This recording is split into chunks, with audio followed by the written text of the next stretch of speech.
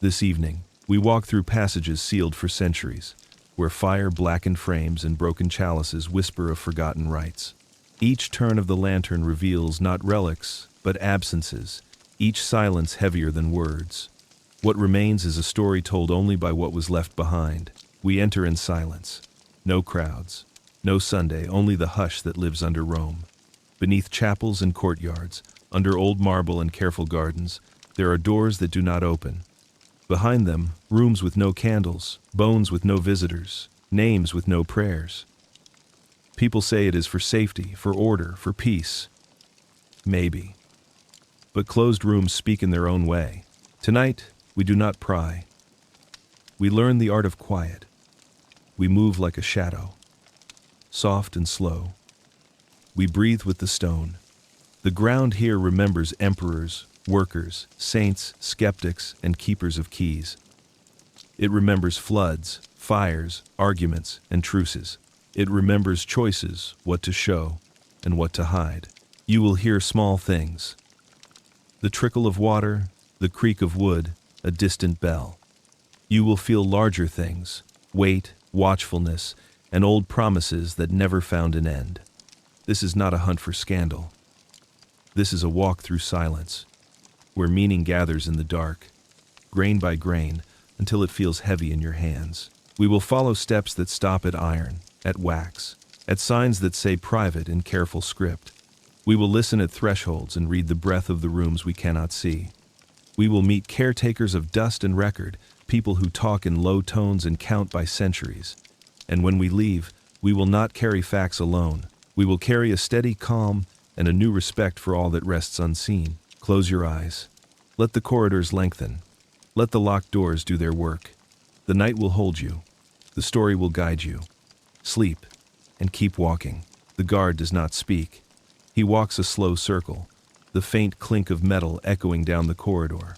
On his belt hangs a ring, heavy with keys of different size and shape. Each one bears a mark. Some are chipped, some polished smooth with use, others untouched, blackened with age. You notice how his hand never strays far from them. The keys do not swing freely, they stay close to his side, bound by his step, as if aware of the weight they carry. You follow his shadow as he passes, and you realize something strange. Not all doors here are meant to be opened, even by the man who holds the keys. There are locks too old, hinges too fragile, seals placed not for security but for silence. Still, the keys remain. A promise, a warning, a memory of entry long denied. You picture the hands that once forged them, a blacksmith at the edge of the city, pounding iron with sweat running into his eyes, working not for a home or a market, but for a door underground. Keys that were never meant to turn often outlast the hands that made them. The ring is less a tool than a chain of stories, each one locked tight to its door. You hear a soft click as he pauses, touches one key, then lets it fall back among the rest. He does not open anything. Instead, he stands a moment, breathing in the stale air, as if the mere presence of the keys reminds him of the line he cannot cross. The corridor listens, and so do you. The keys shimmer faintly under a lantern's light. They are symbols of power, yes, but also of restraint. The Vatican holds many things in silence, not because they are dangerous, but because silence itself becomes part of the ritual. What is withheld gains its own gravity. What cannot be opened gathers meaning simply by remaining closed. You imagine your own hand reaching for them. The weight would surprise you. Heavy, not from metal alone, but from centuries. How many nights have they hung there, never lifted toward their locks? How many guards have worn them without ever turning one?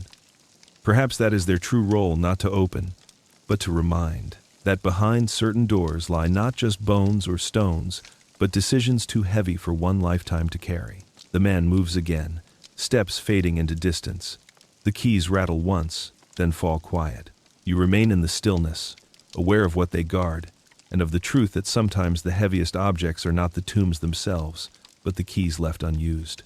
You stop at a door, thick wood, iron bands across its frame. The handle is dull from centuries of air, but the lock itself gleams faintly, as though polished by eyes rather than hands. There is no intention to open it. You know this at once. The silence is too deep. too careful. You lean closer, not to touch, but to listen. The air shifts through the smallest gaps, cold, damp, carrying something earthy and sweet.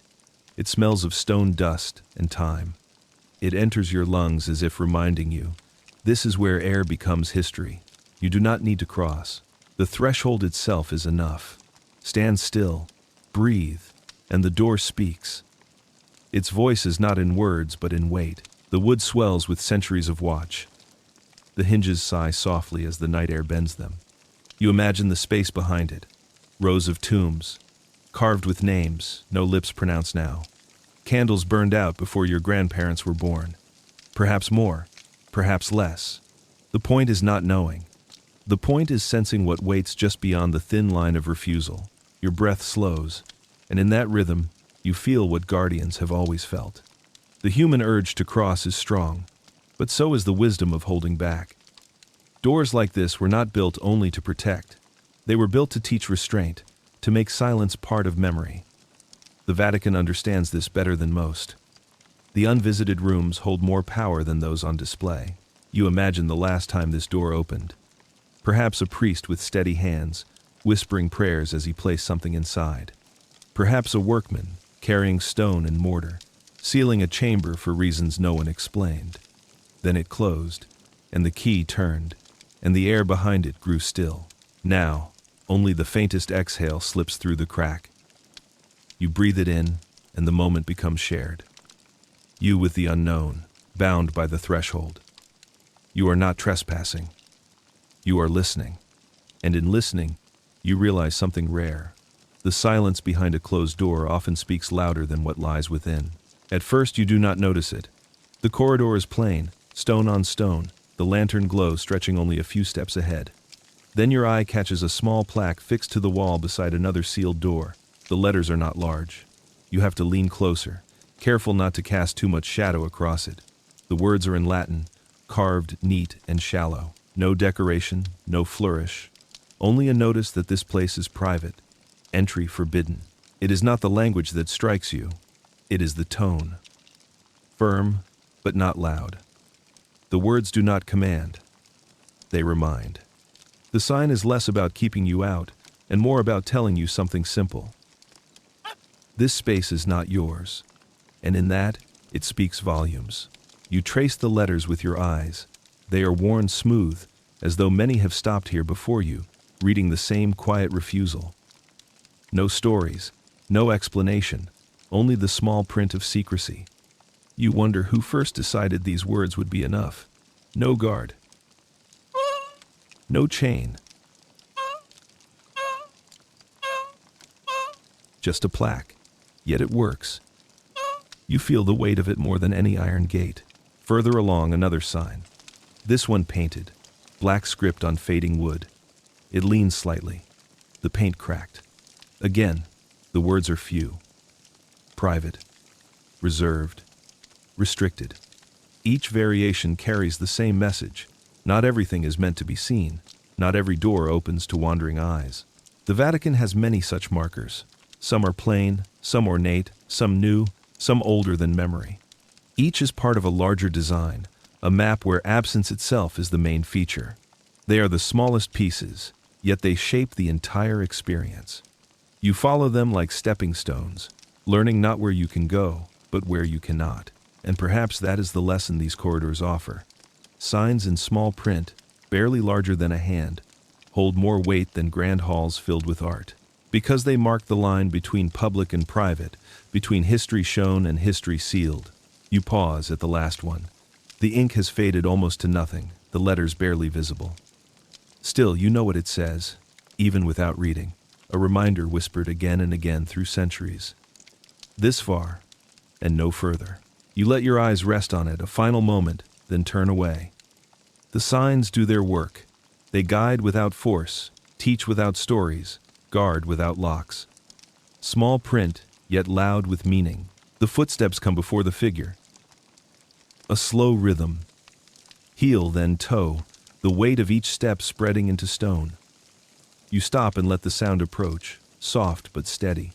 Then a shadow breaks the corridor's stillness. The guard does not glance at you. His eyes are forward, his hands calm at his sides.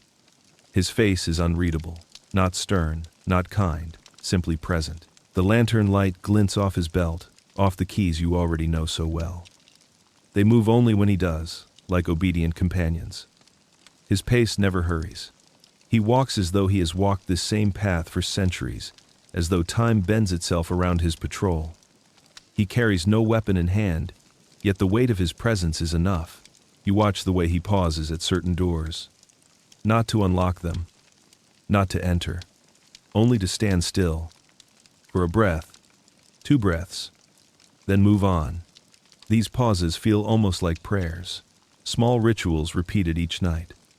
You sense that even he does not know the full story behind every sealed chamber, yet his respect for them is complete. When he turns, you follow at a distance. He lifts his lantern higher, casting long shadows across stone that drinks the light as if hungry. For a moment, you wonder if he ever feels fear.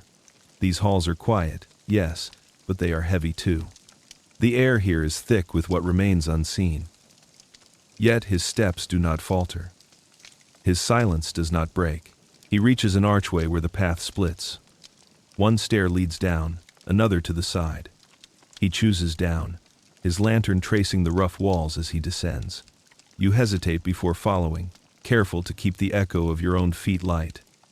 Down here, the guard slows.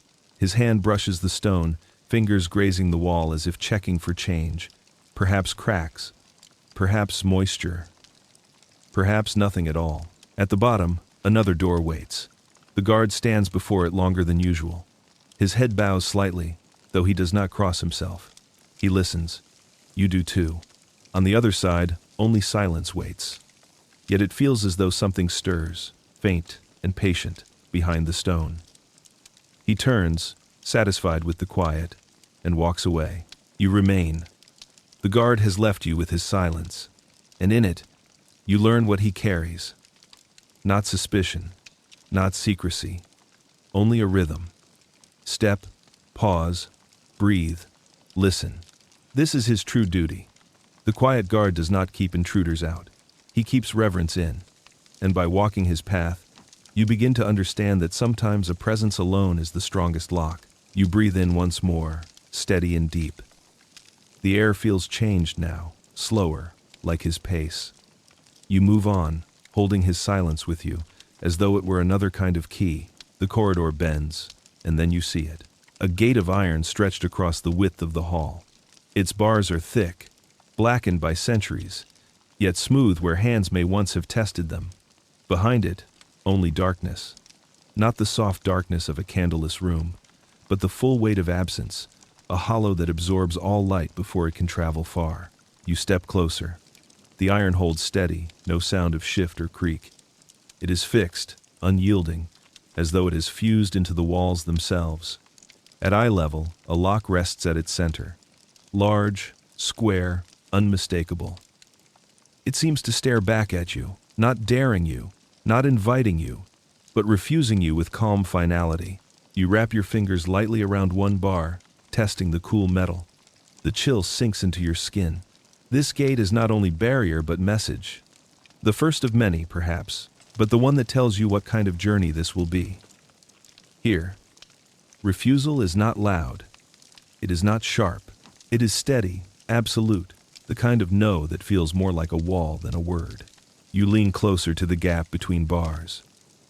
The air from beyond carries no scent, no dust, no mold, only blankness, as if what lies behind is sealed not only by metal, but by will. You realize then that some refusals are not about hiding things from you. They are about preserving something from time itself. You let your hand rest against the bar longer than needed, until your fingers warm it. The gate does not move. It does not yield. Yet in its stillness, it tells you something. The true force of this place is not in what is hidden, but in the act of keeping it hidden. The Vatican has chosen silence over disclosure, restraint over reveal, because sometimes mystery itself is the power. You imagine those who have stood here before you, pilgrims, workers, guards, scholars, each one pausing, tempted to wonder, tempted to ask, and each one turned back by the same refusal. The gate is a teacher, and its lesson is simple. Not every path is meant to be walked. You step back. The bars remain dark against the lantern's glow. Your body resists turning away, but your mind begins to understand. The refusal is not punishment. It is part of the design. You carry its lesson with you as you continue, the echo of iron still cold in your hand. The steps slope downward.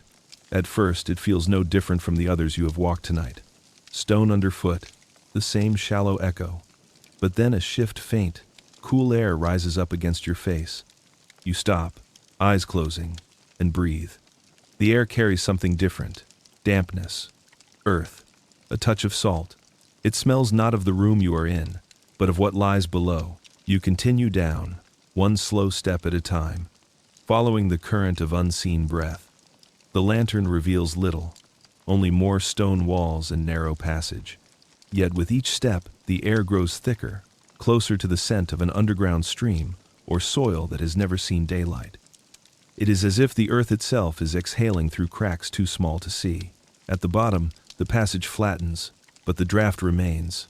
You lean close to the wall, hand tracing its rough surface. Tiny openings, no larger than a fingertip, puncture the mortar. From these, the air comes. You press your ear closer. Somewhere beyond, hidden channels of water slide through darkness, carrying centuries of silence with them. The Vatican sits above layers of Rome, and Rome above layers more. Each breath from below is history rising. The air has moved through catacombs older than memory, past graves that no guard even names. It slips through cracks, carrying with it whispers of ages. The cool dampness of time itself. You breathe deeper. The scent is grounding, almost soothing. It tells you that no matter what doors are locked, no matter what chambers remain unseen, the earth itself will always share a trace of what lies hidden. You cannot stop it. You cannot forbid it. Air ignores gates. Water ignores locks. You close your eyes and follow the rhythm of the draft, inhaling, exhaling, as though the ground itself were breathing with you. It slows your thoughts, softens your body. The secrets here are not all guarded by men. Some are kept by the earth, and the earth is not silent. It hums through currents of air, through whispers in stone. When you open your eyes again, the passage seems calmer. The walls hold their own voice, steady, patient. You realize that in places like this, even when everything is closed, you are never completely refused. The earth breathes, and through that breath, it speaks. You turn back toward the stair, lantern steady in your hand, carrying with you not just silence, but the quiet truth that what is buried still finds ways to rise. The corridor opens into a chamber wider than the rest.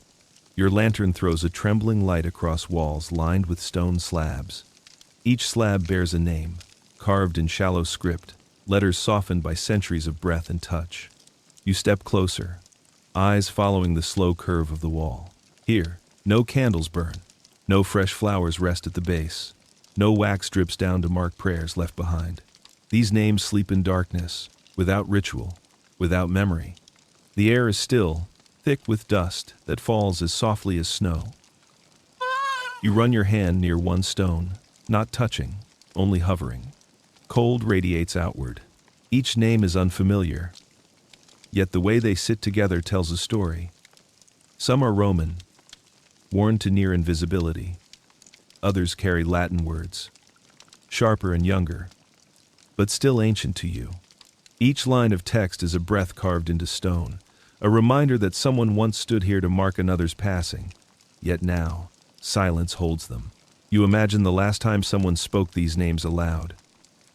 A priest centuries ago, perhaps, or a family member whose voice faded before even your oldest ancestors were born.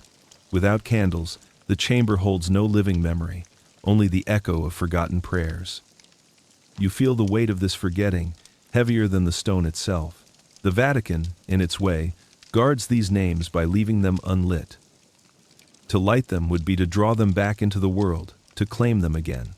Instead, they remain sealed in darkness, belonging only to the silence.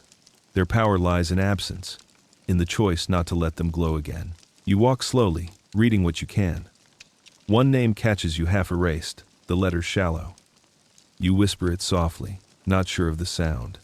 Your breath carries it into the dark, and for a moment, the silence seems to pause, as though listening. Then the stillness returns. You understand now. Memory survives not only in ritual, but in the quiet courage of being unseen.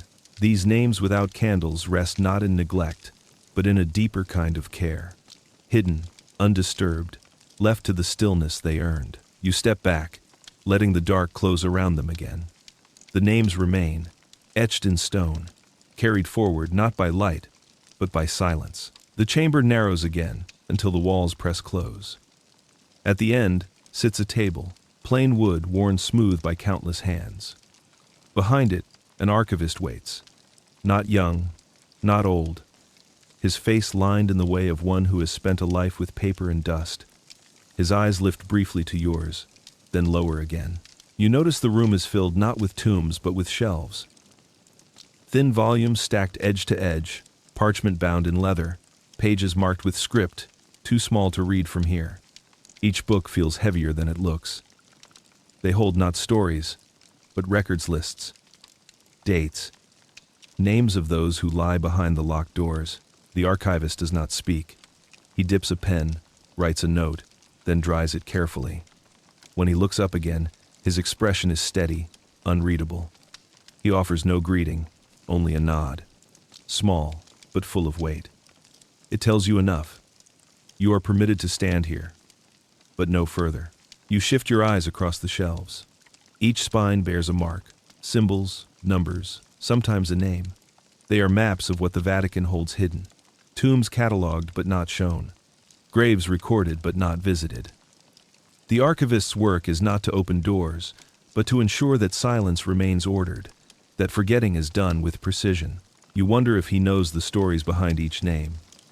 Perhaps he has read them all, each life pressed into parchment. Or perhaps he only knows the system, the marks and symbols, the way of keeping memory locked in plain sight.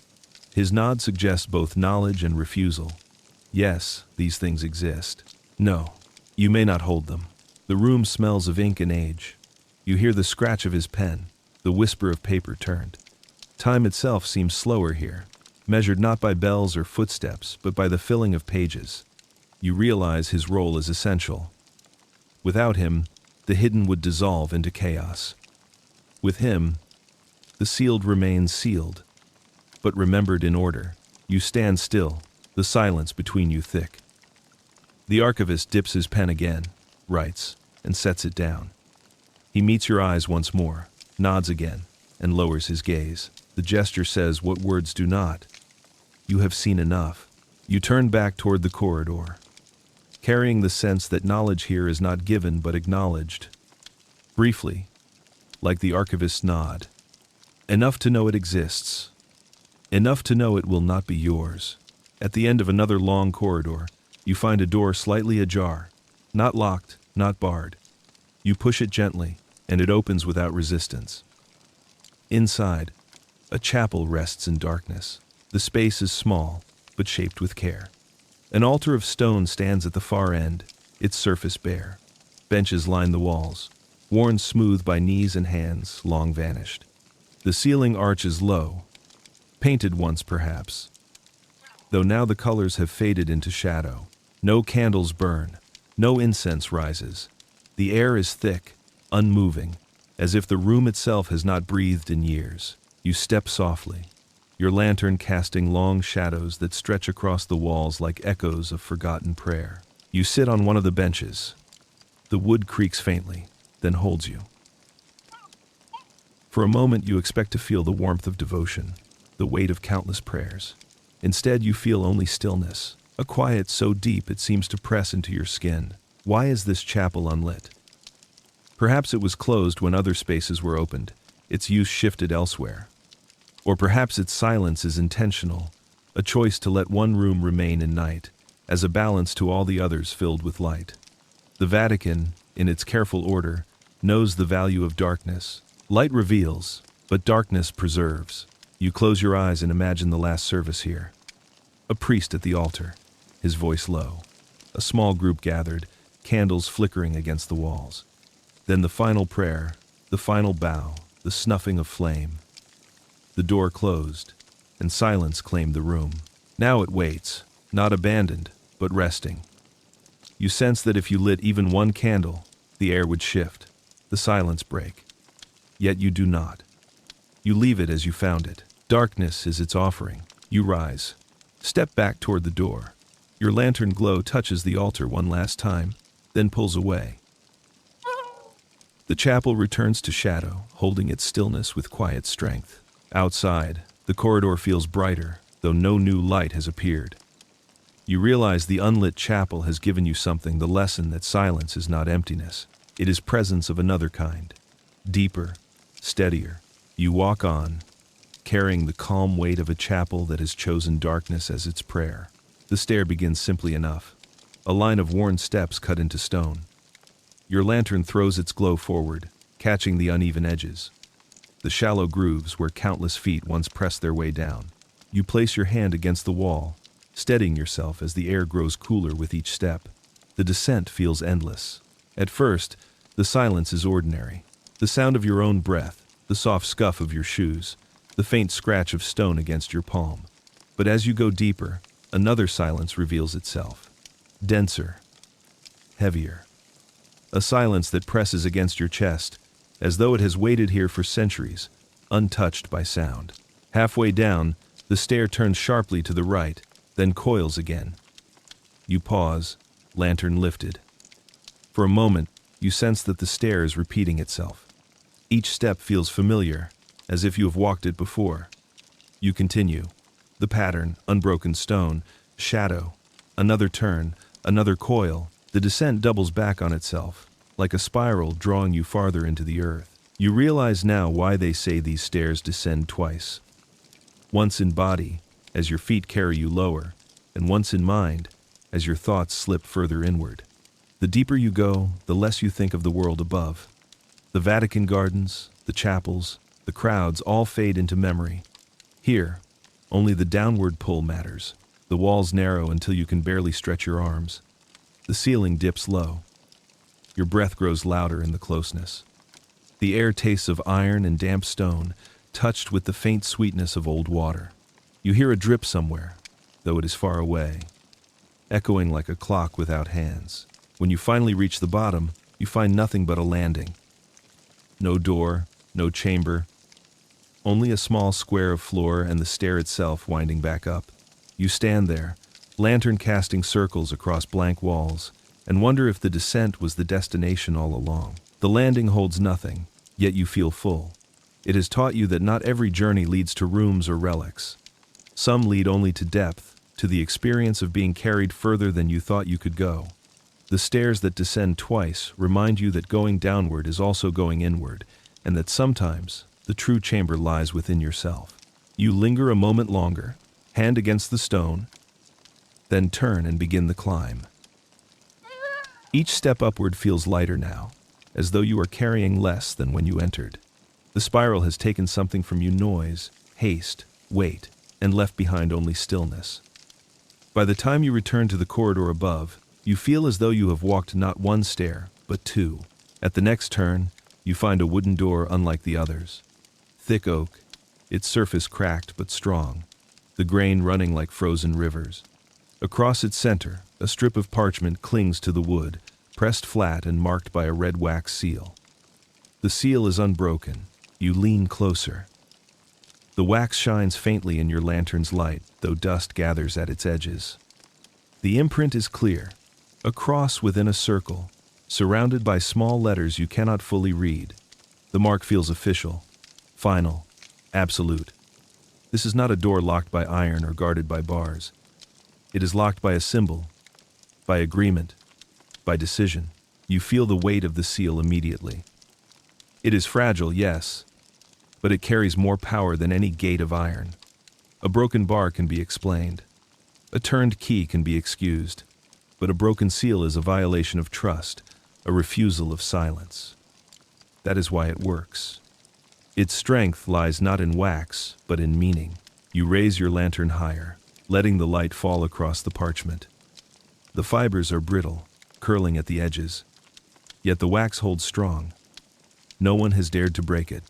No one has chosen to risk what lies beyond. You imagine the last hand that pressed this seal into place. Perhaps a bishop, perhaps a scribe, someone with authority to decide that what rests here must remain untouched. That decision echoes still, centuries later, in the unbroken red circle before you. You resist the urge to touch it. Even the thought feels intrusive. Instead, you lower your lantern, watching how the seal glows like a small ember in the dark. You realize this is the true message, the power of restraint, of leaving things as they are. The Vatican has mastered this. Not everything is meant for hands or eyes. Some truths live best behind wax. The air around the door feels heavier, as though silence itself has sealed the room along with the wax. You step back, letting the door remain untouched. The seal continues to guard its chamber, not with strength, but with faith that no one will break it. You carry that image with you as you move on the bright red mark against the wood, the quiet strength of a fragile circle. It lingers in your thoughts, a reminder that sometimes the most delicate boundaries are the most unshakable. You come into another chamber, this one colder than the rest. Rows of stone sarcophagi lie across the floor, each one smooth, lid pressed firm against its base. They resemble long pillows carved from rock, shaped not for sleep but for eternal rest. You approach the nearest. Its surface is cool beneath your palm, polished to a dull sheen by hands long gone. No markings, no name, only the weight of stone, solid and final. You lean closer, listening, as if the silence above it might tell you something about the silence within. The lids are heavy. You know this without trying. Each one must weigh more than a dozen men could lift. That is the point. They are meant never to move again. The stone itself becomes the keeper of secrets, pressing down with patient permanence. You imagine the moment these tombs were sealed. The sound of the lid sliding into place, the dull thud as it settled, the breath held by those who witnessed it. Then the silence after, stretching into years, centuries, until now. The lids have not shifted. They remain as they were set, unmoved, unbroken. Walking between them feels like crossing a field of sleep. Each stone pillow carries the same quiet weight, the same surrender to time. You move slowly, careful not to disturb even the dust that rests on their surfaces. The chamber demands this kind of care. You stop at one larger than the rest. Its surface is cracked, though the lid holds. A single line runs across it, shallow but deep enough to catch the light. You trace it with your eyes, wondering if the stone itself has grown weary of its burden. Still, it does not give way. Even fractured, it holds its silence. There is a lesson in this. Some things are meant to rest so deeply that even cracks cannot release them. The lids do not need guards or seals. Their weight alone is enough. And in that weight lies peace. You sit for a moment on the cold floor, lantern beside you, surrounded by stone pillows. The air is heavy, but it does not press. It holds you, steady, calm, as though inviting you to rest too. You close your eyes briefly, letting the stillness seep in. When you rise again, you do so quietly, almost reluctantly. The sarcophagi remain unchanged, silent as ever. You leave them to their sleep, carrying with you the memory of their weight, a reminder that rest, when given fully, needs no guard beyond stone itself. The corridor tilts downward again, the slope barely noticeable at first. You feel it more than you see it. The air grows damp, and your lantern flame bends slightly, drawn by a faint draft. You listen. Somewhere ahead, a drip echoes, steady as a heartbeat. The stone beneath your feet darkens in patches, shining faintly as if it remembers rain. You follow the sound. With each step, the air thickens, cool on your skin, tasting of minerals, soil, and time. The Vatican sits above ancient Rome, and Rome above older ruins still. Beneath all of it, water moves endlessly, carving quiet paths through stone. You realize that what you hear is older than any door or key. Water was here first. The drip grows louder until it becomes a rhythm. You reach a narrow arch where the walls sweat with condensation. Drops bead along the stone, fall, and vanish into cracks below. The floor slopes gently toward a hidden channel, invisible yet undeniable. You crouch, lantern held low. A thin stream slips beneath the wall, black as ink, carrying with it centuries of whispers. You close your eyes and listen. The sound is simple, yet it carries weight. Each drop is time itself, eroding walls, smoothing edges, reshaping the foundation beneath your feet. Long after the archivist's books turn to dust, long after guards stop walking their rounds, this water will continue. Quiet, patient, unstoppable. You imagine where it flows, down through tunnels, past forgotten tombs, washing over names and stones no one remembers. Perhaps it empties into the Tiber. Perhaps it never leaves, circling endlessly in the dark. In either case, it carries stories you will never read, secrets no seal can contain. You dip your fingers against the damp stone, and the chill surprises you. It is not the chill of death, but of persistence. Life, hidden beneath the surface, steady and unbroken. You feel humbled, as though the water has reminded you of your place. Humans build gates, seals, and walls. The earth builds rivers beneath them. When you stand again, your breath feels slower. The sound of the drip continues behind you, steady, eternal. You leave it there, knowing it does not need you. Water under stone asks for no witness. It simply moves, carrying the silence of ages forward, drop by drop, until the end of time. The passage widens unexpectedly, opening into a chamber that feels almost welcoming. The floor is smooth, swept clean of dust, the air less heavy. For a moment, you think this space is meant for visitors. Then you see it. A rope stretched across the center, tied between two iron hooks in the wall. Nothing more, just a simple rope.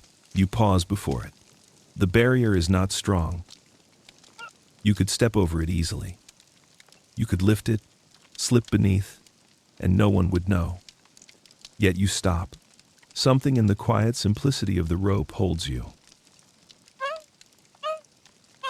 It does not forbid, it reminds. A gentle line between what is yours and what is not. You lower your lantern and study it. The fibers are thick, twisted, frayed at the ends. Dust clings to it, but it is not old enough to break. It has been replaced before, perhaps many times. Always the same gesture, always the same quiet command. This far, no further. You look beyond it. The chamber continues, darker, filled with shapes you cannot fully see. Perhaps tombs, perhaps relics, perhaps nothing at all. The rope does not explain. It does not argue. It trusts the silence to do the rest. You stand there, breathing softly, aware of the choice before you. To cross would change nothing visible, yet it would break the trust the rope carries. Its strength is not in its fibers, but in your willingness to honor them. You realize this is the lesson. Power does not always need weight. Sometimes it rests in restraint. In the thin line no one dares to cross, you step back, leaving the rope untouched. In doing so, you understand more than you would by stepping over. The barrier has given you its gift, the knowledge that respect itself is a kind of gate. As you walk away, you picture the rope swaying faintly in the draft, holding its silent line. Its message lingers long after you leave. Strength can be soft, and the simplest barriers can guard the deepest truths. You turn another corner and find yourself in a gallery of inscriptions. Stone slabs lean against the walls, some set into niches, others resting flat on the floor. The lantern's glow catches the edges of letters carved long ago. You bend closer. The names seem familiar, as though you have seen them before in books, in churches, in whispered stories, yet each one is slightly altered, different enough to remain beyond your grasp. You read slowly, tracing the worn grooves with your eyes. Marcus, perhaps, but the last letters are faded. Lucia, though the stone has swallowed half her name. Benedict, or maybe something close. Each inscription pulls at memory, as though the past is reaching for you but cannot quite bridge the distance. The chamber is filled with these almost familiar names. You realize they may have been important once leaders, saints, patrons. But time has shifted them into shadows of memory. Their power lies not in recognition but in the way they hover on the edge of knowing. You whisper one aloud, testing its sound in the silence. The echo feels strange, like speaking to a ghost who cannot answer. You whisper another, and the air seems to thicken. as if the chamber listens carefully to each attempt. You imagine the families who once carried these names, proud and certain of their legacy. They believed memory would last forever. Yet here you are, centuries later, struggling to recall, uncertain if you have spoken them correctly. The irony is sharp. The names once carved to preserve identity now teach the fragility of remembrance. As you move from stone to stone, you begin to accept this. Perhaps names are not meant to last in clarity. Perhaps they are meant to blur, to soften, to become echoes. What survives is not the exact letters but the feeling they leave behind, the weight of a life once lived, now folded into silence. You leave the gallery slowly, lantern light fading from the stones. The names remain behind, half remembered, half erased. They rest on the threshold of memory, reminding you that even what feels certain today may one day become a name almost known. Whispered into darkness by someone yet to come, you turn into a narrow hall where the walls tighten, pressing close like folded arms. Your lantern catches only rough stone, no plaques, no gates, no seals. The air feels thinner here, as though few have bothered to walk this way.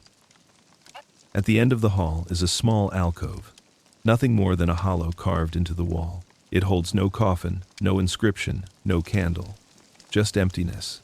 You step closer. Dust lies thick across the floor, undisturbed.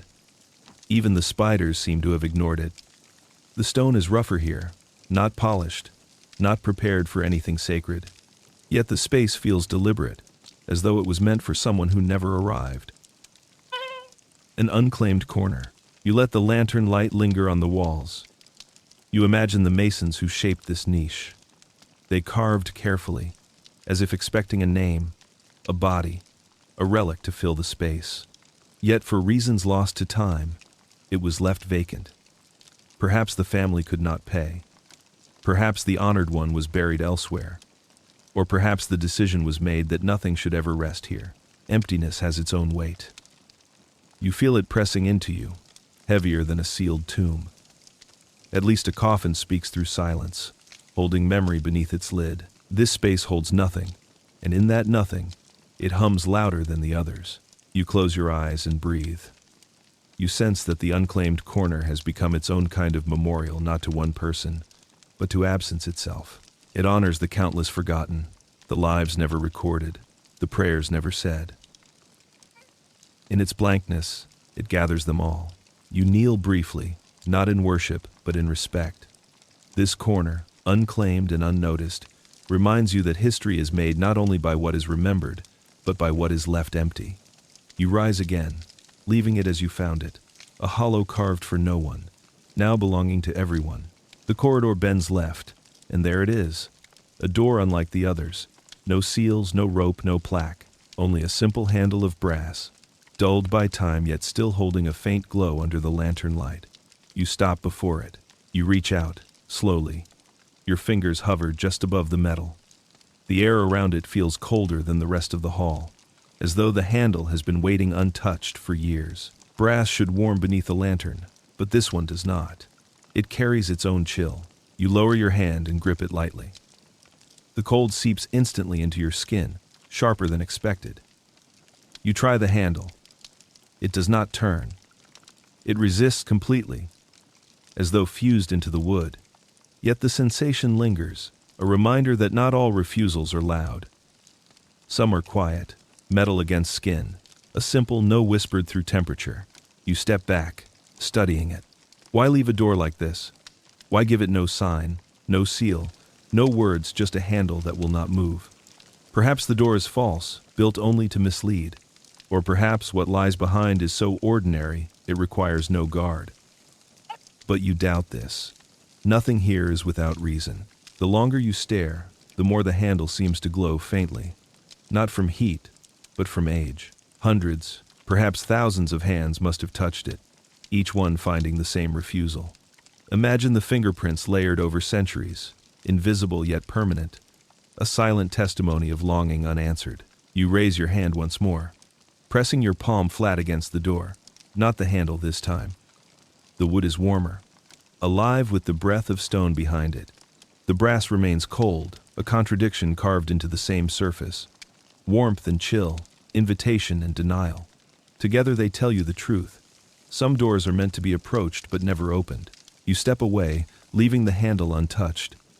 The cold remains in your hand long after, as though brass carries the memory of your touch and of every touch before yours. A simple handle, unyielding, yet it speaks louder than any inscription. Farther on, the corridor stretches into darkness, long and narrow, with walls so smooth they almost shine. You take a step, and the sound rings louder than expected. Another step, another echo. The space repeats your presence, as though unwilling to let you pass unnoticed. You pause, listening. The echoes stack one on top of another, bouncing down the hall, returning faint and delayed. You decide to test it. You take 3 slow steps, then stop. The sound lingers, each footfall chasing the next, until the corridor feels full of invisible company. You realize this space was built for echo. The walls are shaped to capture sound, to hold it, to return it. Perhaps it was once used as a test, a way to measure distance in darkness. Or perhaps it was designed to remind walkers of their weight, of how nothing moves here without leaving a trace. You whisper a word. It returns softer, reshaped. You whisper another, and it comes back broken into pieces, scattered across the walls. It feels as though the corridor is not only repeating you, but rewriting you, turning sound into fragments of memory. You try clapping once, sharply. The echo leaps down the hall and back, then again softer each time until it dissolves. It is like watching light fade, except it is sound, disappearing into the stone. The Vatican understands echoes. They are memory and vibration, reminders that nothing spoken here is ever truly lost. You walk farther, counting your steps through sound. 1. Echo. 2. Echo. 3. Echo. Each count builds into a rhythm that feels almost sacred. You begin to sense that this corridor teaches patience. You cannot rush here. Each step demands to be heard, to be answered. When you reach the end, there is no door, no chamber, only a blank wall. The journey was never about arrival. It was about the sound itself, the way silence turns into memory and then back into silence. You turn, walk back slowly, listening again. Your final step leaves a last echo behind, a soft reminder that you were here. Then silence closes in once more. You leave, carrying with you the knowledge that even the smallest sound can live longer than you expect, folded into stone, waiting for someone to listen. At the bend of a corridor, you find a small wooden desk pushed against the wall. It looks out of place, as though set here not for use, but as a reminder. A thick ledger lies upon it, its cover bound in cracked leather, edges darkened with years of handling. Dust coats its spine, though faint handprints mark where it has been brushed clean in the past. The book is closed. You approach slowly. The desk is bare except for the ledger. No quills, no inkpots, no chairs. Only the weight of a single volume that seems to carry more silence than the corridor itself. You lower your lantern, letting the light slide across the surface. The cover has no title, only an embossed cross pressed faintly into the leather, worn nearly flat. You reach out, fingers hovering above it. The temptation is strong to open it, to glimpse even a single line of what lies inside. Yet something in the air holds you back. The book does not belong to you. It is not locked, but it does not need to be. Its refusal is not physical. It is written in the dust, in the faint scent of parchment sealed too long. You imagine what rests within. Pages of names, dates, perhaps notes of chambers sealed long ago. A record of burials unmarked, tombs hidden beneath the Vatican's weight. The ledger does not just hold facts, it holds choices. Who was remembered? Who was hidden? Who was left unspoken? Each line inked centuries ago, decisions preserved by silence. You place your hand lightly on the cover, and the chill of the leather seeps into your skin. The book does not yield. It feels as though it carries the weight of every life recorded within, pressing downward, refusing to rise. You realize then that to open it would not give answers. It would only disturb the careful balance of forgetting and remembering that this place protects. You step back, letting the light fall across it one last time. The closed ledger remains where it has always been, a witness to lives sealed away. Its silence tells you more than words ever could. Not all records are meant to be read. Some are kept closed because silence itself is the memory. You walk on, leaving the ledger unopened, its pages intact, its quiet work undisturbed. The next chamber greets you not with walls or doors, but with air so heavy it nearly tastes solid. Your lantern beam reveals motes suspended in the dark, countless specks drifting slowly, as if time itself has been ground to powder. You step forward, and your movement stirs them. They rise like smoke, then fall again, settling back into the silence. You crouch, running your fingers across the stone floor. A layer of dust coats it, soft and thick, as though no foot has crossed here in centuries. You lift your hand, and the fine powder clings to your skin, gray and faintly shining in the lantern glow. It reminds you of ash, though no fire burns here. This is not the ash of destruction. It is the ash of time, of centuries breaking down into particles too small to name. Stone becomes dust. Cloth becomes dust. Bone. All of it drifts together until the air itself is heavy with what once was. You rise slowly, each step stirring another cloud. The chamber feels like a tomb for memory itself. You picture monks sweeping long ago, their brooms carrying dust into corners, their prayers whispered as they worked. But the dust always returns. It is the nature of things to fall apart, to return to silence. The Vatican may lock its doors, but time enters through every crack. You exhale, watching your breath disturb the air. For a moment, the dust glows, alive with motion. Then it settles again, calm as a blanket. You begin to see it differently, not as decay, but as witness. Dust has touched every surface, every stone, every coffin. It carries the memory of all things, spreading it thin across the chamber so that nothing is ever truly lost. You brush your hand against the wall, leaving a streak of bare stone. The mark stands out briefly, then the particles drift back, softening it, erasing it. You realize this is the lesson. Time covers all, but gently. Like ash, it conceals and preserves at once. What lies beneath may never be seen, yet it is not gone.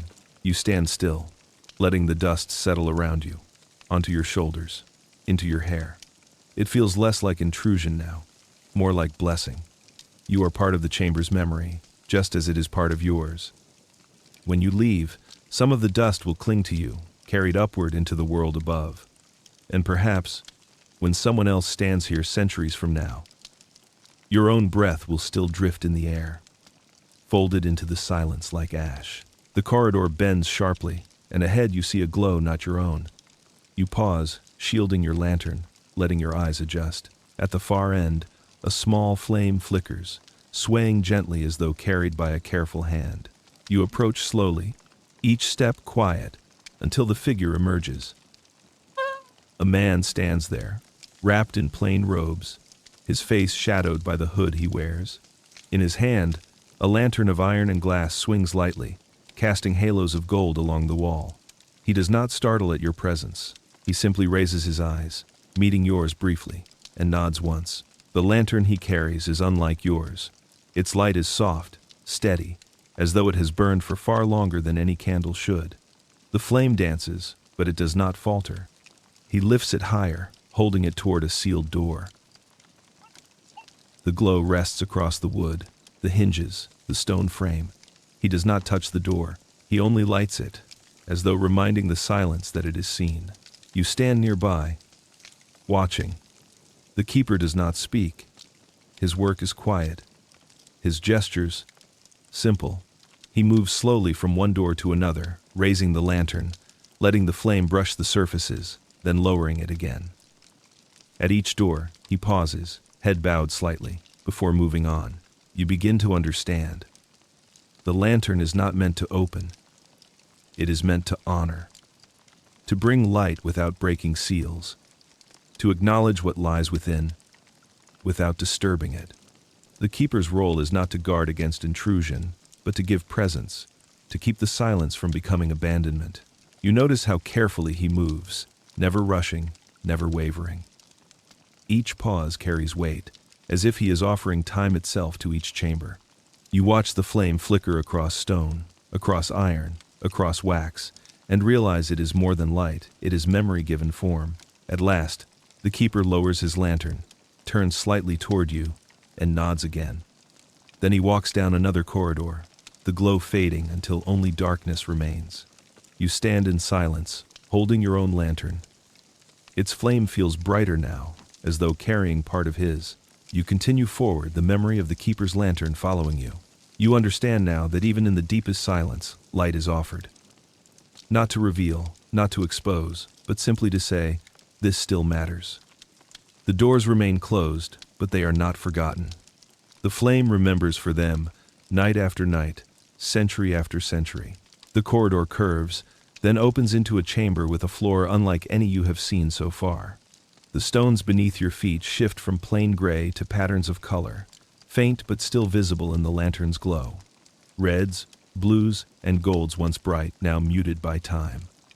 A mosaic stretches across the chamber, intricate and deliberate, though much of it lies hidden under dust and shadow. You kneel, brushing your fingers lightly across the surface. Tiny tiles press cool against your skin, their edges softened by centuries of footsteps long since stopped. The design is hard to see in full. The lantern only reveals fragments at a time. Here, a curve of blue that might be a wave. There, a flash of gold that could be a crown, or a halo. Patterns intertwine, telling a story you cannot fully read. You rise slowly, holding the lantern higher. The light shifts, bringing more of the mosaic into view. Faces appear, blurred but present. Figures dressed in robes, gestures caught mid-motion. Perhaps saints, perhaps emperors, perhaps both, woven together as only Rome and the Vatican can. Yet the shadow hides as much as it reveals. Entire sections vanish into darkness, no matter how you angle the flame. You realize then that the mosaic is not meant to be seen all at once. It belongs to shadow.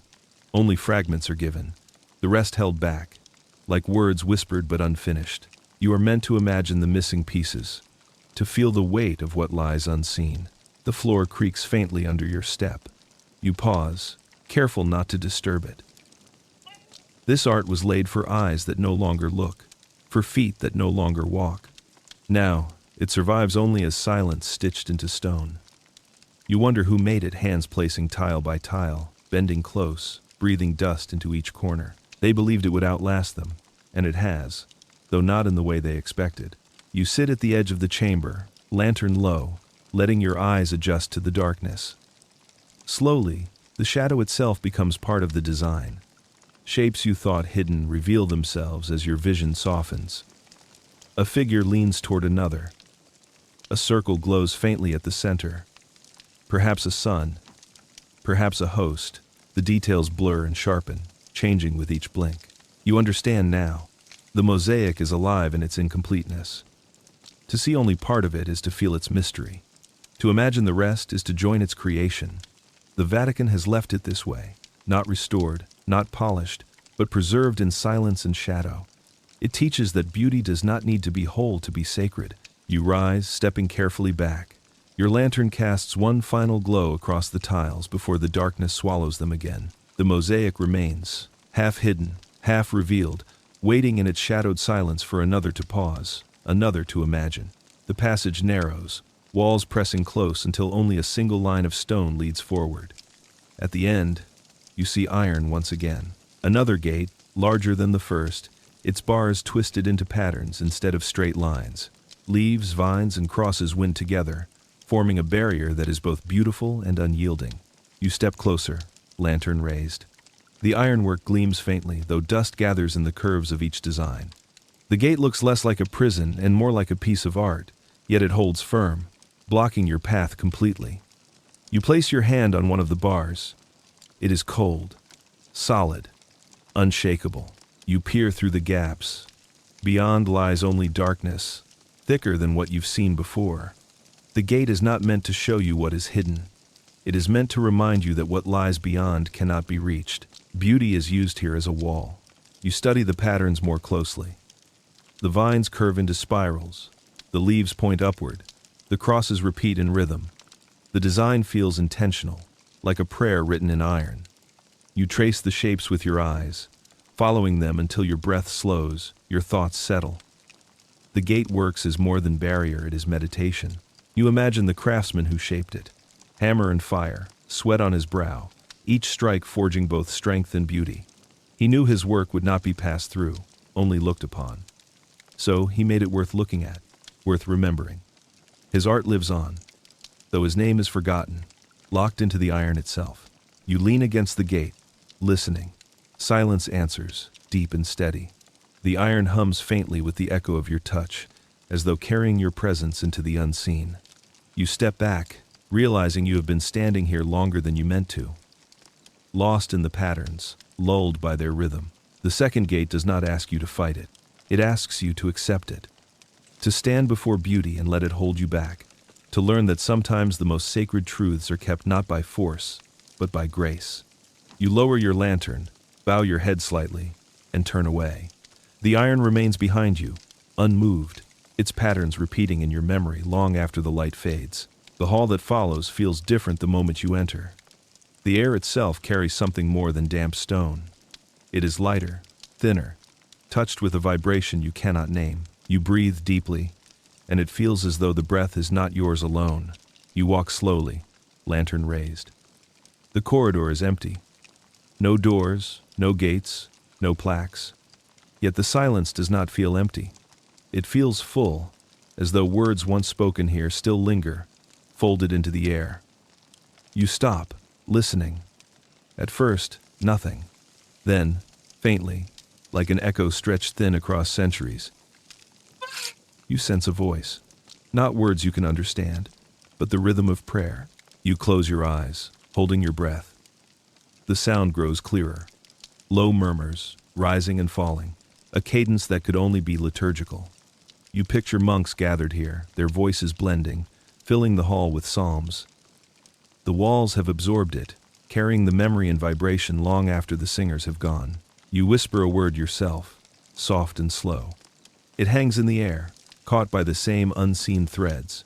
You hear it return, faint but changed, as though joined by another. A prayer on the air, shared across time. You walk farther, each step careful. The rhythm follows you, not constant, but present enough to remind you that this place was not built for silence alone. It was built for voices that spoke to something higher, voices that believed their words would reach beyond stone. And in a way, they were right. The words have not gone. They live here still, woven into the breath of the corridor. You reach the end, where the air feels thickest, heavy with sound you cannot hear but can almost touch. You bow your head, not out of habit, but because it feels right. You let your own breath join the unseen chorus. One more layer on the prayer that never ended.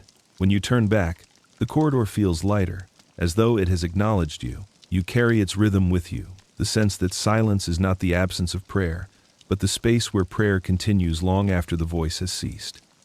The air itself remembers, and tonight it remembers you too. The corridor narrows into a passage so small you must angle your shoulders to move forward.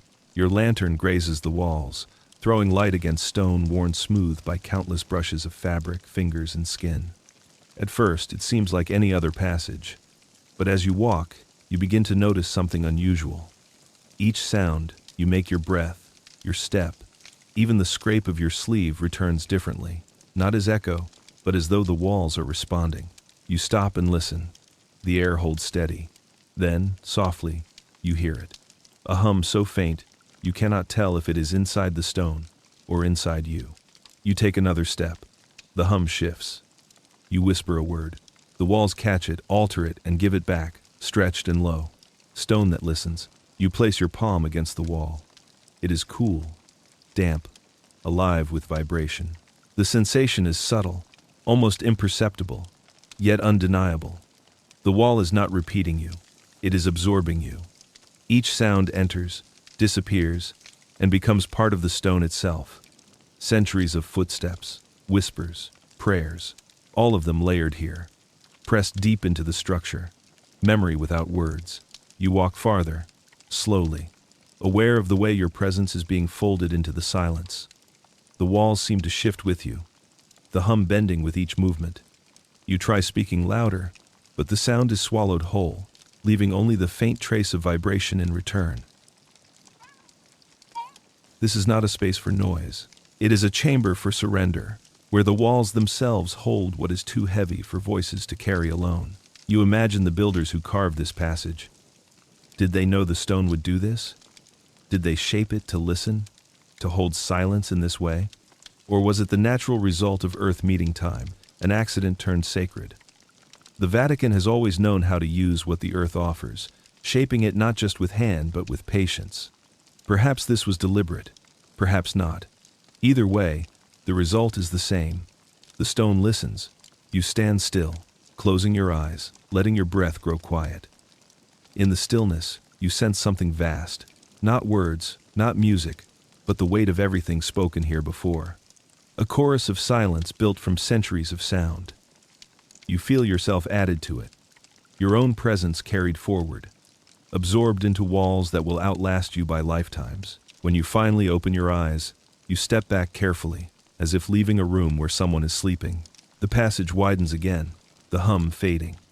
Yet you know it remains behind, listening still, waiting for the next voice to join the chorus of stone. The next chamber is plain, almost bare.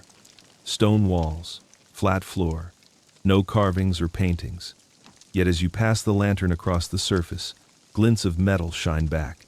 Dozens of iron rings are set into the stone, each one fixed at shoulder height, evenly spaced along the walls. You move closer. The rings are thick, dark with rust, but solid. Each one looks as though it could bear great weight. They are silent now, unmoving, but they speak of use. You can feel it in the way the stone around them is worn, scraped smooth where something once rubbed against it. You run your hand along one ring. The iron is cold, rough, pitted with age. It does not bend, though centuries have tried. You step back, counting. 1, 2, 3, 4. The rings circle the entire chamber. You cannot ignore what they imply. They were meant to hold, to bind, to keep something, or someone, fixed in place. The silence here is heavier than elsewhere. You can almost hear the clink of chains that no longer exist, the low moan of metal under strain. Perhaps prisoners once stood here, waiting for judgment. Perhaps relics were anchored, too sacred or too dangerous to be allowed freedom. Whatever it was, the iron remembers. You picture the scenes this room has witnessed. The scrape of chains tightened, the shuffle of feet unwilling, the prayers whispered not in devotion but in desperation.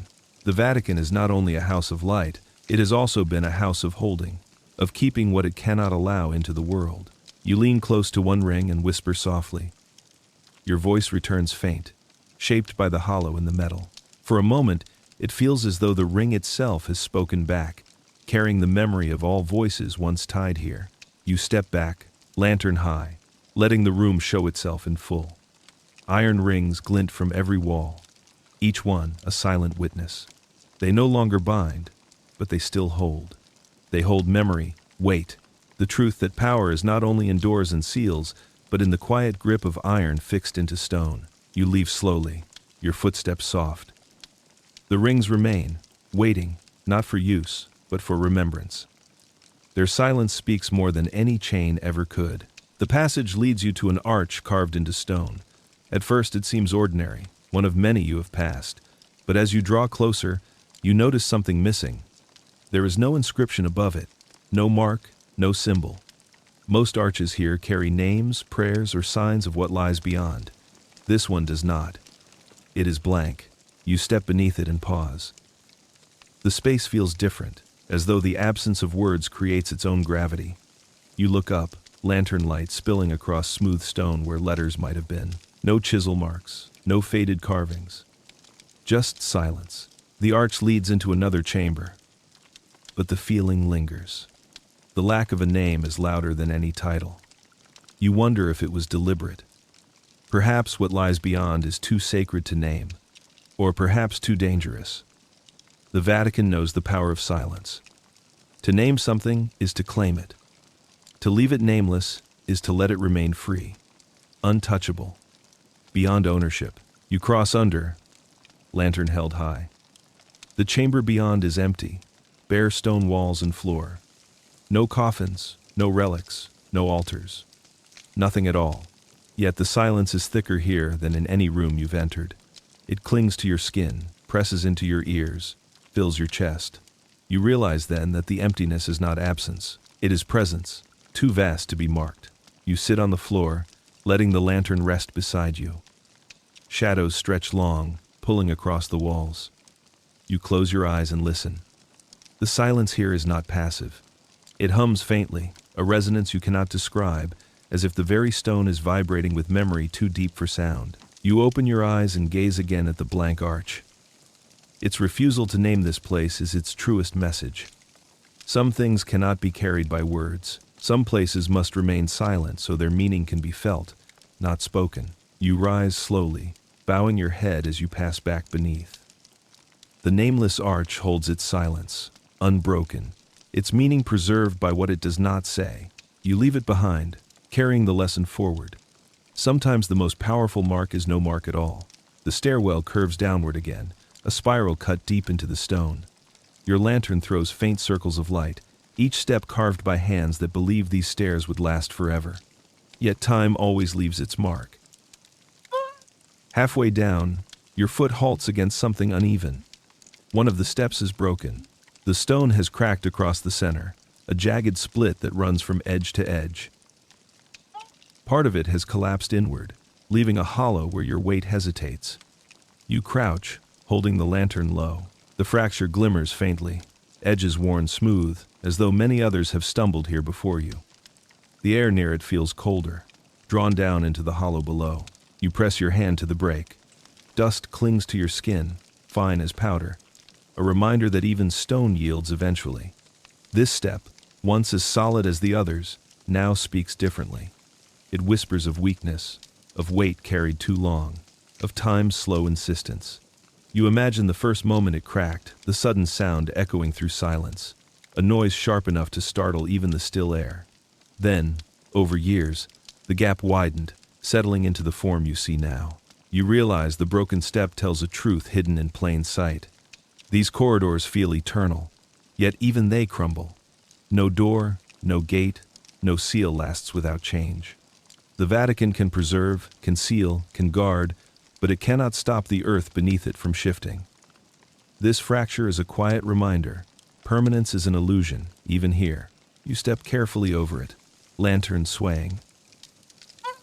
As you continue downward, the memory of the broken stone follows you. You wonder how many other cracks lie hidden in the dark, small, silent warnings of time pressing in. The steps still hold, but not forever. And in that fragility lies their humanity. You reach the bottom, but you keep thinking of the fracture above.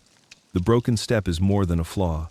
It is a marker of truth, a reminder that even the strongest foundations live in borrowed time. The chamber ahead holds rows of shelves carved directly into the walls. Each shelf bears small holders of iron, spaced evenly, shaped to cradle candles.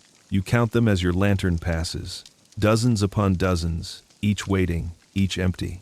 Only one holder carries something still, a candle of pale wax, untouched, its wick unburned. You approach it slowly. The candle leans slightly, dust gathering along its side, but its wick remains clean, sharp, unused. You lift the lantern higher. The wax glows faintly in the light, as though holding a fire that never came. Why place a candle and never light it? Was it meant for a ritual that never happened? For a soul never honored? Or was it placed here deliberately, to stand as a symbol of what remains unilluminated? A single flame withheld in a hall meant for many. You lean close, breathing in. The wax carries no scent of smoke, no trace of heat. It has waited, untouched, through years, perhaps centuries. Its silence feels louder than flame. A candle lit burns and ends. A candle unlit waits without end. You imagine the hand that placed it here. Perhaps the person intended to return, to strike flint, to let it glow. Perhaps they never had the chance. Perhaps they chose instead to leave it cold, a reminder that not all prayers need fire. Some are meant to remain in shadow. You resist the urge to light it. The temptation is strong, but you know the truth. To light it now would erase its meaning. Its power lies not in burning, but in waiting. It stands as a witness to what remains unfinished, to silence preserved. You step back, letting the lantern's glow fade from it. The candle remains in shadow, wick untouched, flame unborn. You carry its lesson with you. Not everything sacred must be lit. Some truths shine brighter by staying in darkness. You follow another hallway, long and narrow, the kind you have walked many times tonight. Yet something feels different. You notice it after 10 steps, then again after 20. The markings on the wall repeat. A crack shaped like a crooked line. A patch of darker stone. At first you think you imagined it. But then, after another turn, you see them again. You stop, lantern high. The corridor is folding back upon itself. Each stretch of wall, each feature, repeating like a reflection. You turn around, walking back the way you came, only to find the same shapes waiting.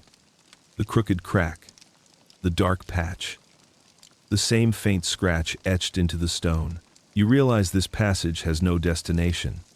It is built to turn in circles, to bring you back to where you began, while convincing you that you are moving forward. A corridor that doubles back. You pause, steadying your breath. You understand the meaning now. This is not a mistake of design. It is deliberate. A place meant to confuse, to remind, to teach that not every path is meant to lead somewhere new. Some paths are built to return you to yourself. You continue walking, slower now, lantern close to the wall. You count your steps, mark each feature as it repeats. The rhythm feels almost meditative. Step, crack, shadow, step, patch, turn.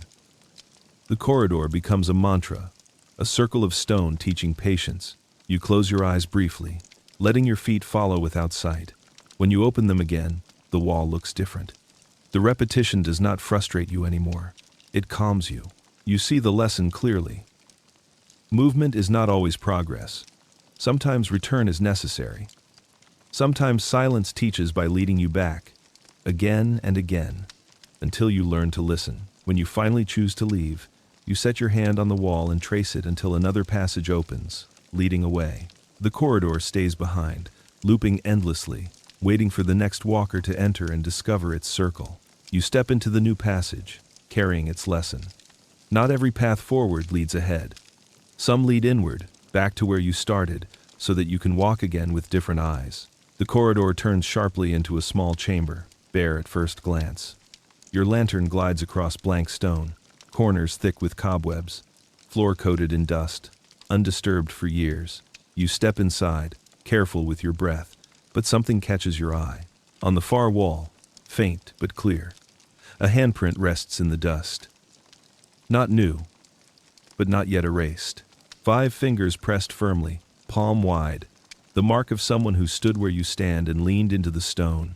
You approach slowly, lantern held steady. The edges of the print are blurred, softened by time, but its shape remains whole. It is not a carved hand, not paint, not symbol. It is human, a moment caught, left behind, long after the hand itself has gone. You raise your own hand, holding it against the air above the print.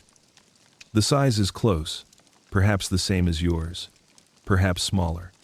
You do not touch the wall. You only feel the weight of presence, the echo of someone once here. Their body pressed forward, their skin against the dust, their breath carried into silence. Why leave a mark like this?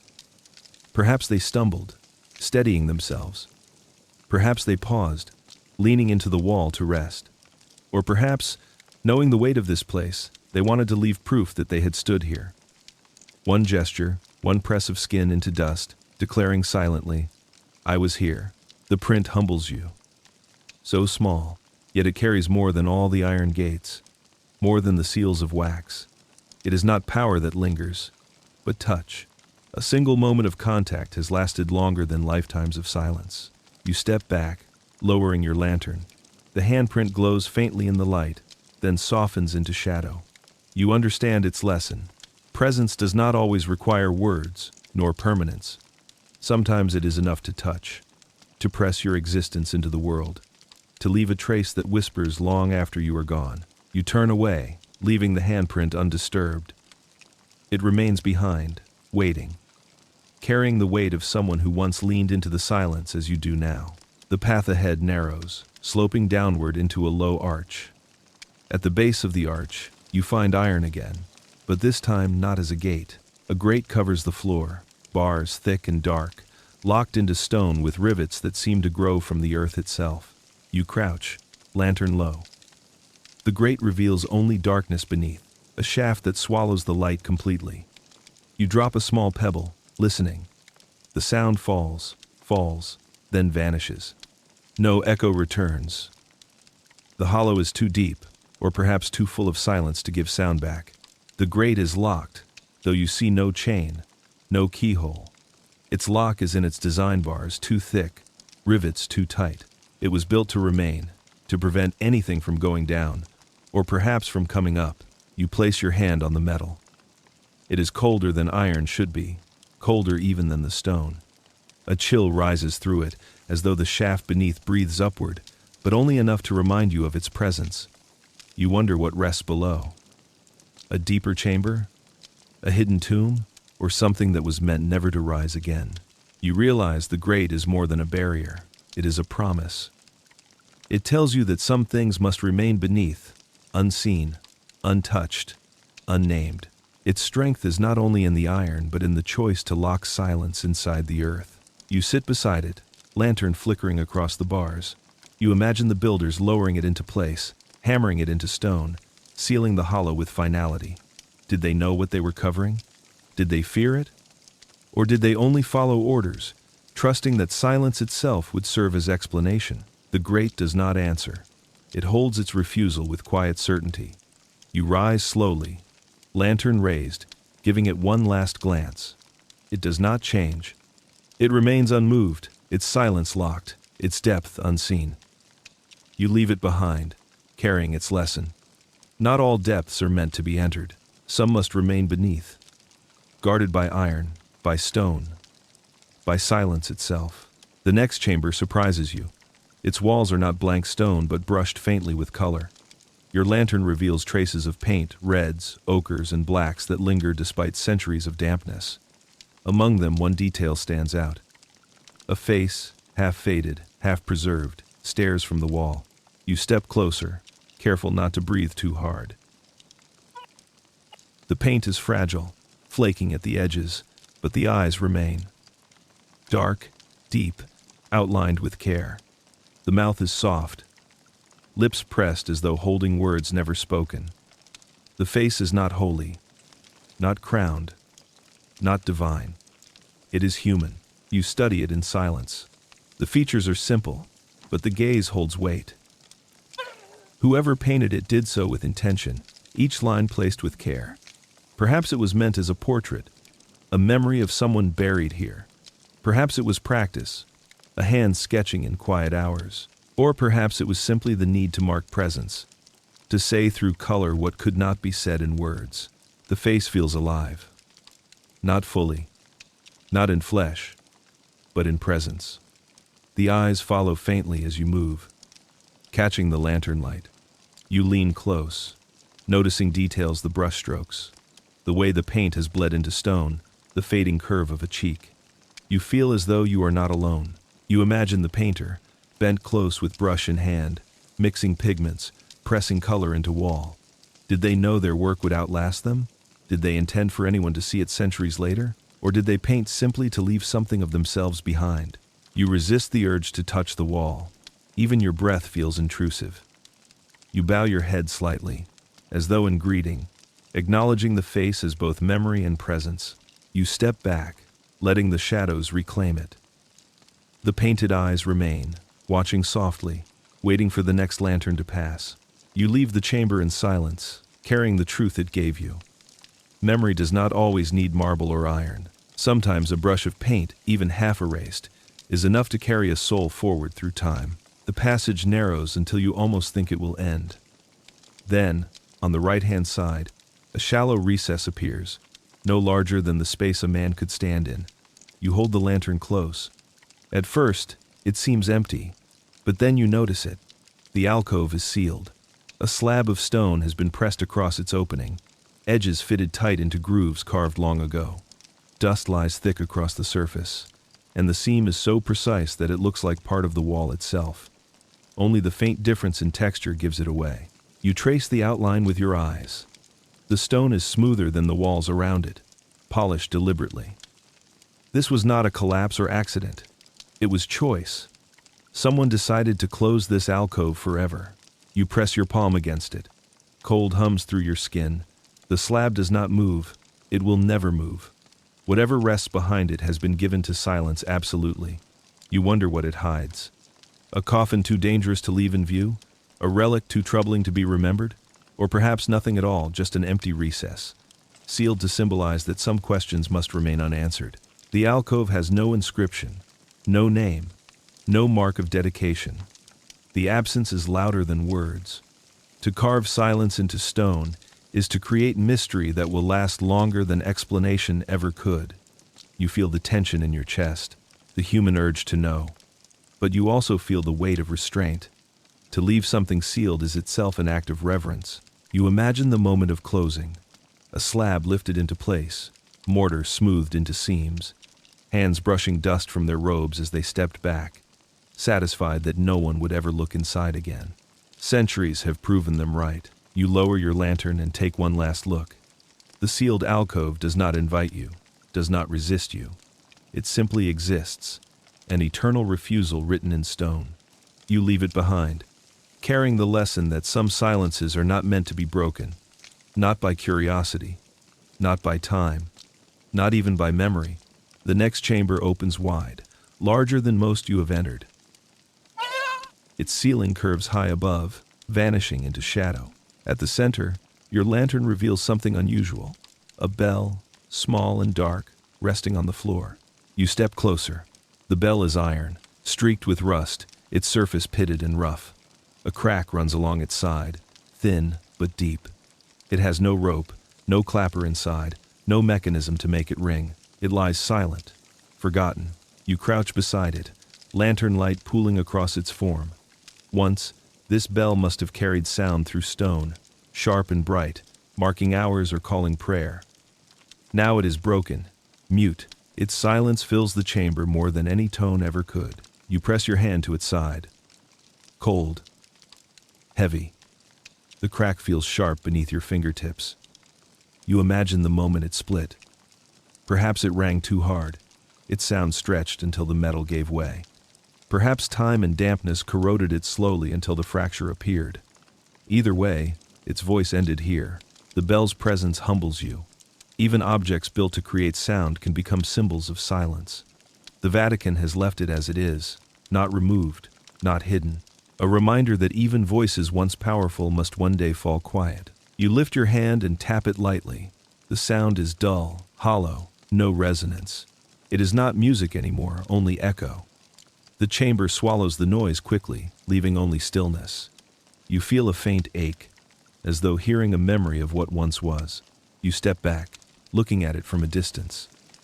The bell remains unmoved, cracked but whole in its own way. You realize it still serves a purpose. It no longer marks time with sound. Instead, it marks time with silence. A monument to the inevitability of stillness. You bow your head slightly, not in prayer, but in acknowledgement. Then you leave the chamber, lantern swaying, footsteps soft. Behind you, the bell waits in eternal quiet, its voice gone but its message lasting. Silence, too, is a sound worth remembering. The passage slopes downward, narrower than before, until you find yourself in a space so small you must duck to enter.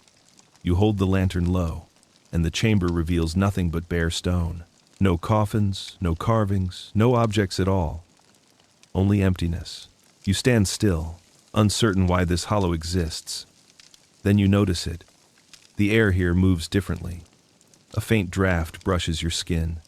Steady, gentle, as though the hollow itself is breathing. You close your eyes, listening. The sound is almost imperceptible, a soft rush. In and out, like lungs hidden deep within the stone.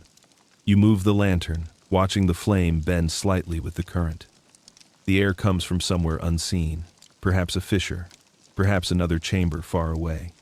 Yet the effect is unmistakable. The hollow feels alive. You take a slow breath, letting it match the rhythm of the draft. Inhale with the hollow. Exhale with the hollow. Soon you feel as though your body is not breathing alone but with the earth itself. The Vatican has always known that stone can carry spirit. Here, spirit takes the form of breath. You kneel, placing the lantern on the ground. Shadows climb the walls as you close your eyes again. The sensation deepens. The hollow exhales into your skin, your lungs, your heart. You feel lighter, as though some of your own silence is being carried away, drawn into the walls. In return, the hollow gives you stillness, a rhythm steadier than your own. You imagine the countless who may have stood here, breathing as you do now. Their sighs, their whispers, folded into this airflow, carried endlessly through cracks in stone, breath upon breath, layered across centuries, until the hollow itself learned to breathe. You stay longer than you mean to, lulled by its rhythm. When you finally rise, your body feels calmer, as though your heartbeat has slowed to match the stone. You lift your lantern, bow your head, and step back toward the corridor. Behind you, the hollow continues to breathe. It will do so long after you are gone. Its draft carries on, eternal. A reminder that silence is not always stillness. Sometimes it is the softest breath in the darkest place, waiting for someone to notice. You enter a corridor broader than most, its ceiling arched like the ribs of some stone creature. Your lantern lifts and the walls flicker with color faint, ghost-like, but unmistakable. Frescoes line both sides, though time has drained them. You raise the light higher. A figure looks back at you from the wall. Once it might have been radiant, perhaps a saint or martyr, haloed in gold. Now the gold is gone, the face worn, only eyes lingering in fragments of dark paint. Across its surface, a great crack splits the plaster, cutting the figure in two. The crack runs jagged from ceiling to floor, like a wound unhealed. You step closer, lantern steady. The fresco's edges crumble if you breathe too hard. Yet the details that remain carry power. A hand raised in blessing, fingers blurred but visible. A robe folded in brushstrokes now dulled to earth tones.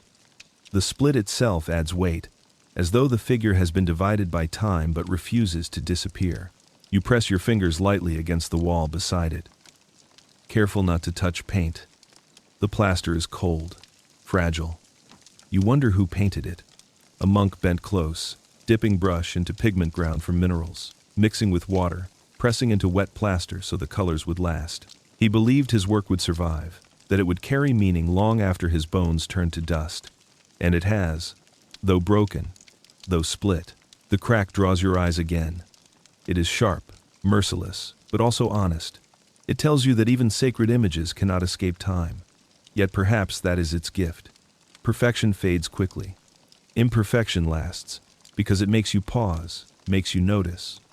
The fresco lives not in what remains whole, but in the fracture that reveals its fragility.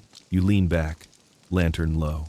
The broken saint seems to watch you still, eyes steady across the crack. You bow your head slightly, acknowledging that even in silence, even in damage, presence endures.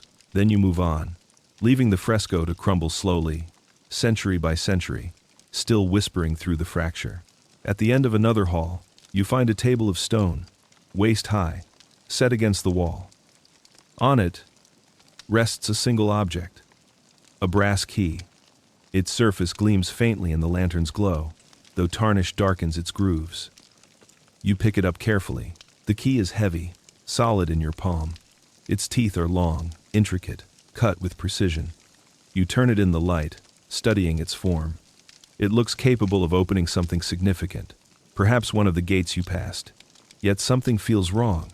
The teeth are too fine, too delicate. You realize quickly, it will not fit. Not here. You imagine who left it. Perhaps it was forged for a lock that no longer exists. Perhaps the lock still waits, but far from these corridors, somewhere hidden deeper. Or perhaps it was always symbolic, a key meant to hold weight without function, a reminder that not all answers are meant to be used. You run your thumb along its ridges. The brass is cool, steady, but it offers no hint. You test it briefly against a small crack in the wall, then another. The key does not slide in. It resists, refusing to meet purpose. The silence grows heavier. You set it back on the table, hearing the soft click of metal on stone. The sound echoes faintly, sharper than expected. For a moment, it feels as though the corridor itself recognizes the sound of key against rest. You wonder if the sound is the only purpose it has now, to remind you of potential without fulfillment. You stand longer than you mean to, staring at it. A key without a lock is an unanswered question. Yet questions can be sacred too. They hold space for silence to live. You bow your head, leaving it where it lies, gleaming faintly in the lantern glow, waiting for hands that may never come. The corridor narrows, darker than most, until your lantern reveals something carved into the wall. A cross, simple, unadorned, but inverted. Its arms stretch downward, its base pointing upward.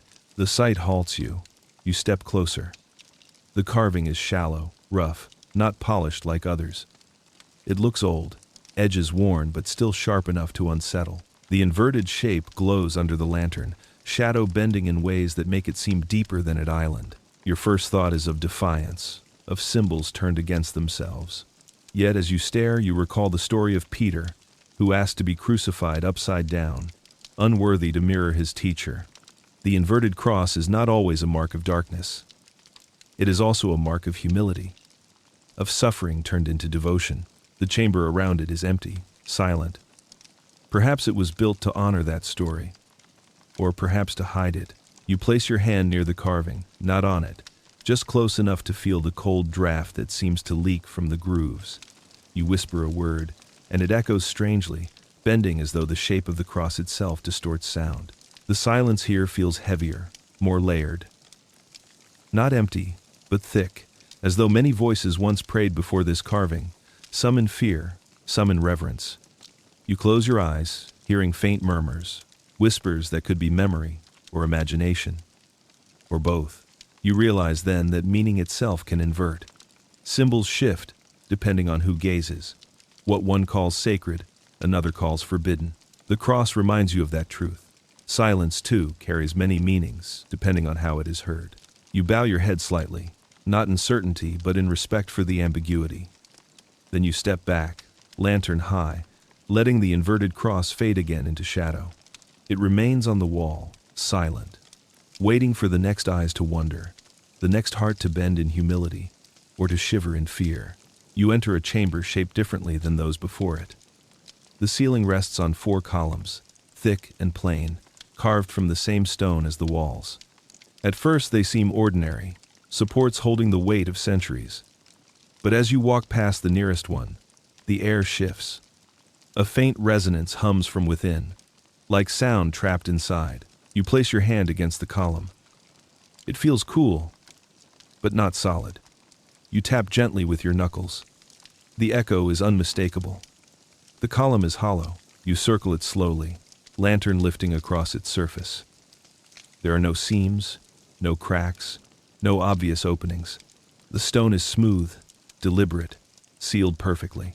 Yet inside, something waits. Air moves faintly through unseen channels. You hear it when you lean close, a whisper, low and constant, like breath through lungs hidden behind stone. You imagine what might be concealed. Relics too fragile for open air, bones too powerful or too troubling to leave in view, or perhaps nothing but emptiness, chosen as a symbol, a column of silence within stone. The Vatican has always hidden meaning in plain sight. A hollow column is both structure and secret. It holds weight while carrying silence within. You realize that even architecture here serves as message. What supports the visible world may conceal what is never meant to be seen. You kneel briefly, pressing your ear to the stone. The hollow responds faintly, a thrum just at the edge of hearing. Not words, not sound, but presence. You feel your own heartbeat matching its rhythm. For a moment, you are unsure if the column is echoing you, or if you are echoing it. You step back slowly, lantern raised. The other columns stand just as silent, their interiors unknown. You wonder how many more across these corridors are hollow, how many secrets are hidden not behind doors but within the very bones of the building. You leave the chamber, glancing back one last time. The hollow column remains unmoved, weight pressing down upon it, silence pressing out from within. It is both strength and concealment. a reminder that what appears solid may carry entire worlds of silence inside. The corridor bends sharply, then opens into a small room where the floor is scattered with fragments. You lift your lantern, the light catching sharp edges. Pieces of something once whole lie spread across the stone, dulled with age but still recognizable. You crouch to see more clearly. A chalice, or what remains of one. The fragments shimmer faintly in the glow. Curves of silver, rims bent and torn, shards of stem and base. You pick up a small piece, holding it between your fingers. The metal is cold, rough where it snapped. The chalice must have been struck with force, broken beyond repair. You place the shard back carefully, looking at the scattered pieces. They lie where they fell, untouched for centuries. No attempt to gather them, no effort to hide them. Left as they are, a broken vessel preserved in silence. You wonder why. Perhaps the chalice was desecrated in anger, a symbol destroyed to strip it of power. Perhaps it fell by accident, and its pieces became too sacred to discard. Or perhaps its destruction was intentional, a ritual act, an ending carried out with purpose. You imagine the moment it broke. The sharp ring of silver against stone, fragments flying, scattering across the floor. The silence that followed, heavier than the sound. Someone must have stood here, holding their breath, watching the pieces settle. Now they rest in stillness, their brokenness carrying as much weight as wholeness once did. A chalice intact would have held wine, water, ritual. A chalice shattered holds memory, fragility, truth, that even sacred vessels break, and in breaking, become their own kind of relic. You lower your lantern, watching the fragments glow briefly, like stars scattered across a dark sky. Then you rise, leaving them untouched. Their silence is complete. They no longer serve, no longer pour, but they remain, carrying their own message. Wholeness is not the only form of meaning. Silence sometimes speaks clearest through what is broken. You enter a long rectangular hall, plain at first glance. Stone walls, flat floor, no objects in sight. Yet the moment you step inside, the sound of your footfall multiplies. Not one echo, not two, but many, as though a dozen footsteps follow yours. You freeze, lantern shaking slightly in your hand. The echoes continue a moment longer, then fade into silence. You take another step. Again, the sound multiplies. Your single step becomes a chorus, footsteps spreading into every corner of the room. You walk slowly, testing it. Each movement carries too far, too loud, as though the walls refuse to let silence return quickly. The chamber seems built for this purpose, a place where no one could move without their presence being magnified, where every step becomes a declaration. You pause, letting the echoes fade completely. The silence that follows is absolute, heavy. You whisper softly. The word returns, broken, layered, stretched across the room. It feels as though voices speak with you, though you are alone. You imagine what this hall was used for. Perhaps processions, where each step of the faithful became part of a rhythm, sound folded into devotion. Perhaps it was meant as a test, a way to remind all who entered that their presence could not be hidden. Or perhaps it was punishment, a place where silence refused to cover anyone's movement, forcing each step into exposure. You walk farther, deliberately slow. The chorus follows, softer now, but still multiplied. Each sound belongs to you, and yet not to you. They linger, refusing to die quickly. You feel humbled, reminded that silence is never fully yours in places like this.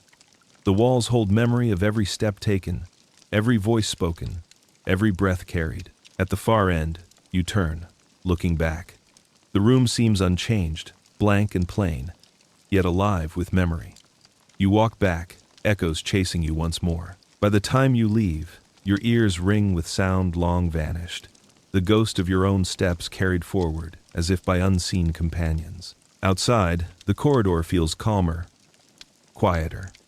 Yet you know the hall remains behind you, multiplying silence into sound, carrying each visitor's presence far beyond themselves. You step into a chamber where the air shifts, heavy with expectation, as though something is missing but not forgotten. Your lantern rises, revealing a stone altar at the far end. It is plain, carved without decoration, block upon block, edges sharp but worn by years of touch. The surface is broad, wide enough to hold chalices, candles, relics. Yet it is bare.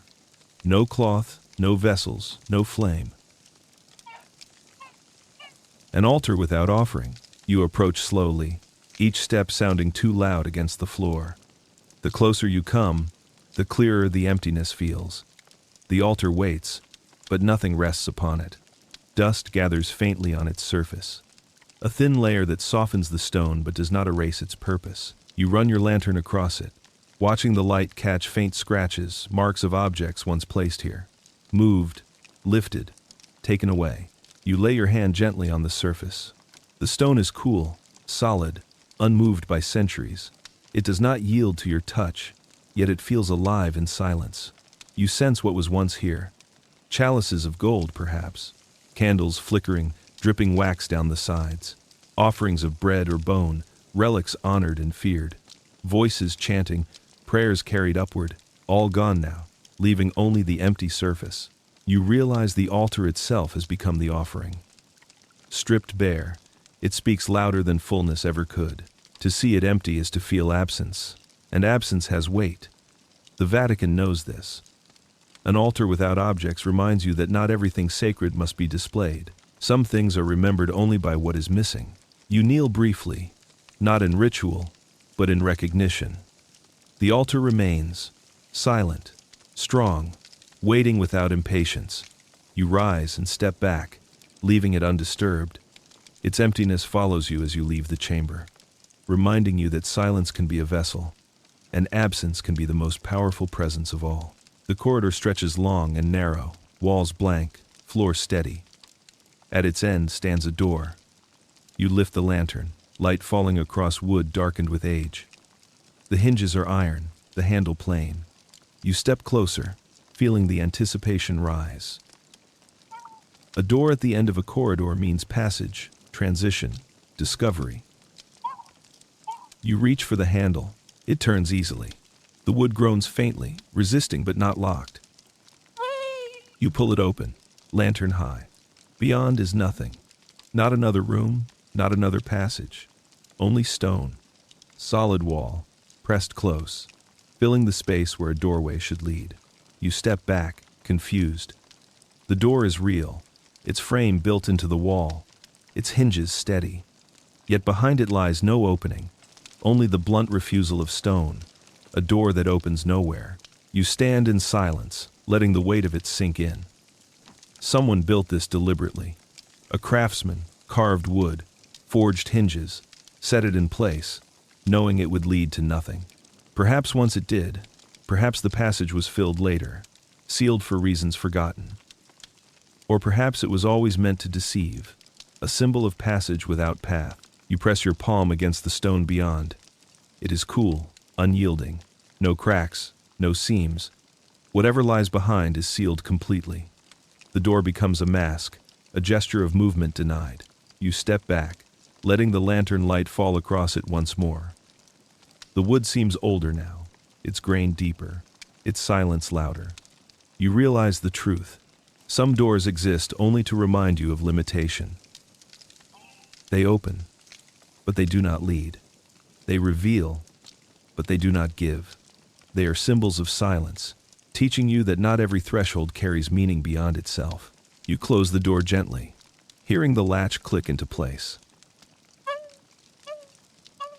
Then you turn away. The door remains, standing watch over nothing, opening into silence, waiting for the next hand to turn its handle and learn the same lesson. The next chamber is dim, even with your lantern lifted high. The air is thicker here, heavy with particles that drift like smoke. Each step stirs a cloud, rising slowly, then settling again. The walls are hidden, blurred behind layers of dust. You wave your hand, but the veil remains. You step deeper, lantern swaying. The dust glitters faintly, catching light like stars scattered in darkness. It hangs in layers, folding over itself, forming a curtain between you and the stone. The chamber feels endless, though you know its size must be small.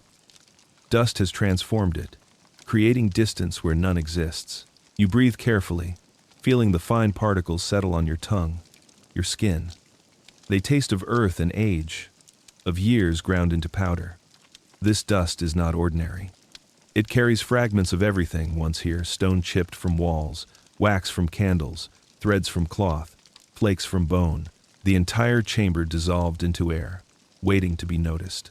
You lift the lantern higher, watching how the veil shifts. Shapes emerge briefly, a shadow of an alcove, the curve of an arch, then vanish again. The dust chooses what to show and what to hide. You realize the chamber has become its own silence, created not by stone, but by the slow settling of time. You stand still, letting the dust settle around you. The veil thickens, muting even your breath. For a moment, it feels as though you are not in a room at all, but in the middle of a memory unraveling, suspended in fragments. You take one slow step, then another. The dust swirls, reshaping the chamber again. You understand the truth. Silence does not always come from stillness. Sometimes it comes from movement too small to see, from particles drifting endlessly in air, carrying the memory of what once was. You lower your lantern and turn back. The veil thickens behind you, swallowing the chamber once more.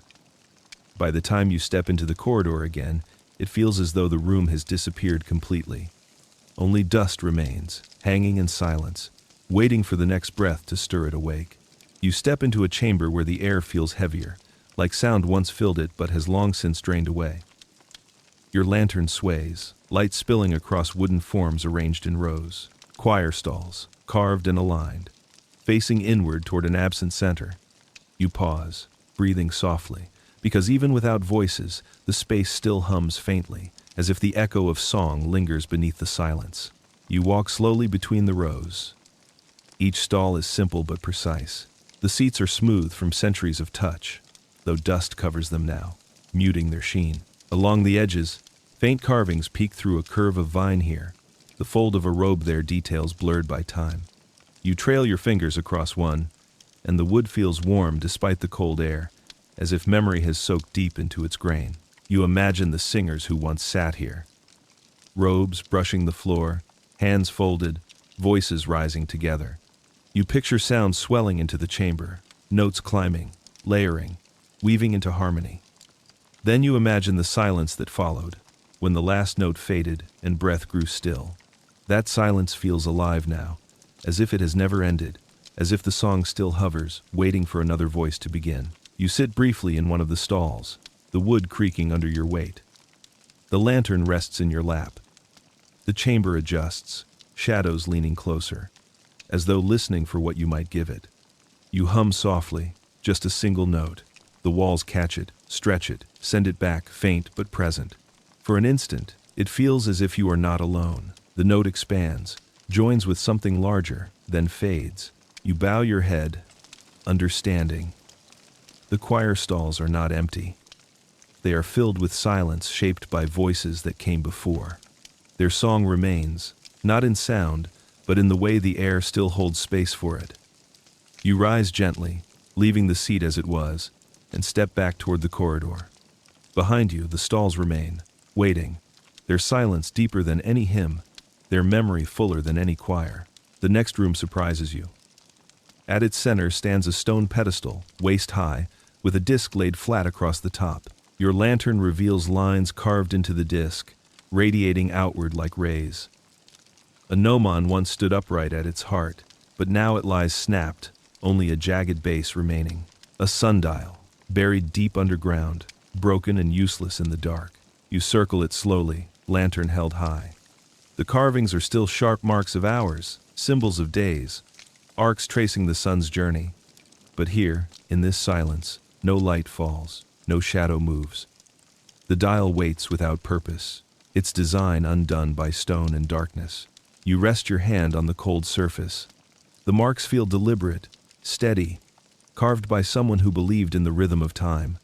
Perhaps this sundial once stood above ground, catching light, measuring hours. Perhaps it was moved here, buried deliberately, sealed away when its work was finished. Or perhaps it was built here from the beginning, meant to mark not time, but timelessness. You think of what it meant to track light. A shadow, crossing lines, hours unfolding in rhythm, life ordered by movement of the Sunday. Now, in this chamber, there is no sun, no sky, no measure. Time has dissolved. The broken dial speaks differently here. It tells you that silence does not follow hours. Silence belongs to eternity. You kneel, lantern low, watching its glow crawl across the carved lines. For a moment, the flame plays the role of sun, casting faint shadows along the grooves.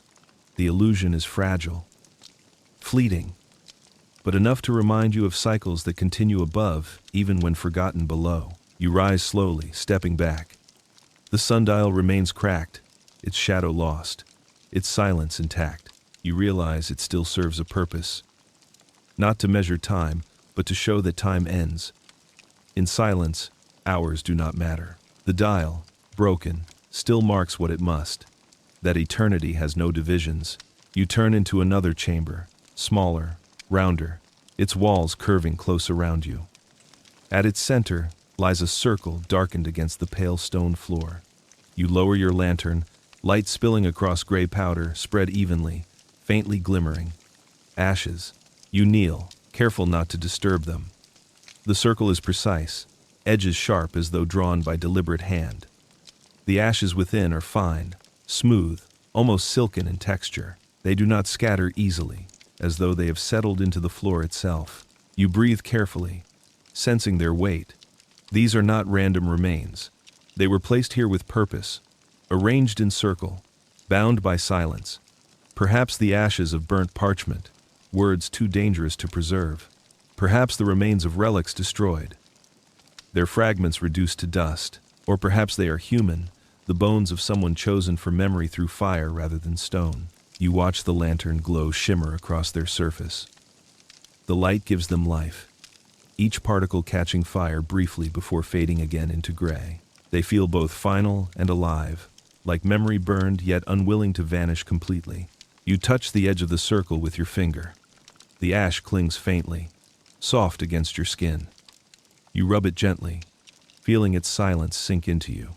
Ash is the end of form, but not the end of presence.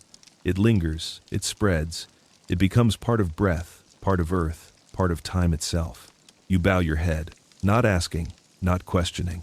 The ashes are not for explanation, they are for recognition.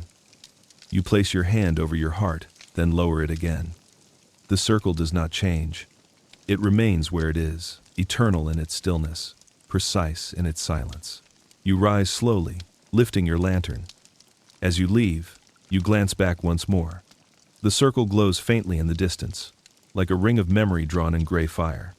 It will remain, undisturbed, long after you have gone, carrying silence in its most fragile, most enduring form. The corridor turns sharply, and your lantern casts light onto something different from all before. It is not a gate, not a sealed wall, but a doorway. The frame rises tall and narrow, cut into the stone, yet no door remains. The opening is clear, but the frame itself is strange. It is blackened, scorched, as though fire once licked across it and left the mark of its passing. You step closer, lifting the lantern high. The blackness is uneven, streaks running along the edges, darker near the floor where flames must have burned hottest. The stone has bubbled in places, melted faintly, as though heat had been too strong to ignore. And yet, beyond the threshold, the chamber is clean, unburned. The fire touched only the frame, never passing through. You raise your hand to the surface.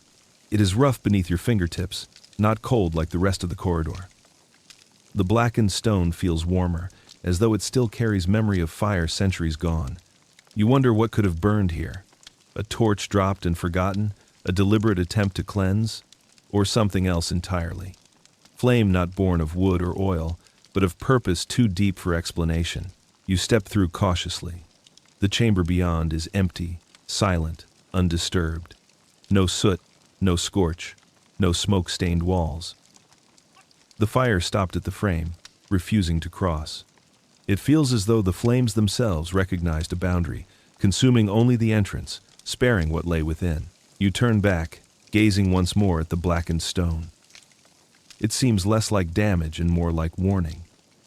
The frame carries silence differently, its dark surface whispering that thresholds are never neutral. They are crossings. They demand attention. You step back into the chamber, lantern resting low, and bow your head slightly. The frame will remain long after you leave, a silent marker of fire's visit, a reminder that even destruction can know its limit. Beyond it, silence waits, as it always has. The next passage slopes upward slightly, then levels into a long hall. Along each wall, shallow carvings run from floor to ceiling. You raise your lantern, and the shapes reveal themselves. Ladders, dozens of them, etched into stone, side by side, reaching upward into nothing. You walk slowly, tracing the outlines with your eyes. Each ladder is slightly different. Some with wide rungs, others narrow. Some tall and straight, others crooked, wavering as though carved by unsteady hands. Yet none of them lead anywhere. They rise into the ceiling, but end against blank stone. You touch one with your fingertips. The grooves are shallow, smoothed by age, but still recognizable. You imagine the hand that carved it, pressing chisel into rock, pulling lines upward again and again. Perhaps it was devotion. A prayer written not with ink, but with effort. Perhaps it was desperation, the need to mark escape where no escape existed. You continue walking, lantern swaying. The ladders line both sides endlessly, crowding the walls, multiplying until the corridor itself feels like a climb that never ends. You feel your breath deepen, your chest heavy. These ladders are not tools. They are symbols. They remind you that ascent is not always physical. Sometimes it is carved in silence, meant only for the eye, not the body. You stop in the middle of the hall, lowering your lantern. The shadows grow tall, stretching upward like the ladders themselves, reaching beyond your sight. You feel the weight of longing pressed into the stone, the countless prayers of those who carved, those who walked, those who hoped for an upward path. You bow your head, recognizing their truth. Not every ladder must be climbed. Some are enough simply to exist, a reminder of the desire to rise. You turn, walking slowly until the corridor ends. The carved ladders remain behind you, silent, unmoving, their ascent eternal in the walls. You step into a wide, circular chamber. Your lantern's glow spreads farther than usual, bouncing back faintly, though there is nothing here to reflect. The walls are polished smooth, curved in such a way that they catch and return light softly, like water in a dark pool. For an instant, you think you see your own face, but it vanishes when you blink. You walk closer, lantern held high. The walls shimmer faintly, not with glass, but with stone so smooth it mimics reflection. Yet what you see is never clear. Your face wavers, features stretching, fading, replaced by shadows you cannot recognize. One moment, a blur like a stranger's eyes. Another moment, the outline of a hood. The walls hold shapes but never fully yours. You press your hand close. The surface does not give. It is cool, polished, perfect in its silence. Yet when you look again, your hand seems delayed, slower than your own movement, as if the wall remembers what you did before. You step back, unsettled but drawn. The chamber is full of these not quite mirrors, circling you. Each wall offers a reflection, but refuses to confirm it. Each image whispers that you are both here and not here, both yourself and something else. You lower the lantern, letting the flame dim. The walls continue to glow faintly, as if they generate light of their own. You close your eyes briefly, then open them again. The shapes shift once more. This time, they seem to multiply, as though more than one figure stands where you are. The silence deepens, pressing against your chest. You realize the chamber's truth. These are not mirrors, they are memory. The walls reflect not what is, but what has been, or what could be. They hold traces of every face that ever stood here, blending them into shadows that shimmer and fade. You bow your head, lantern low, and turn toward the corridor once more. The chamber of mirrors that are not remains behind, endless in its shifting silence, carrying images too faint to name, too deep to forget.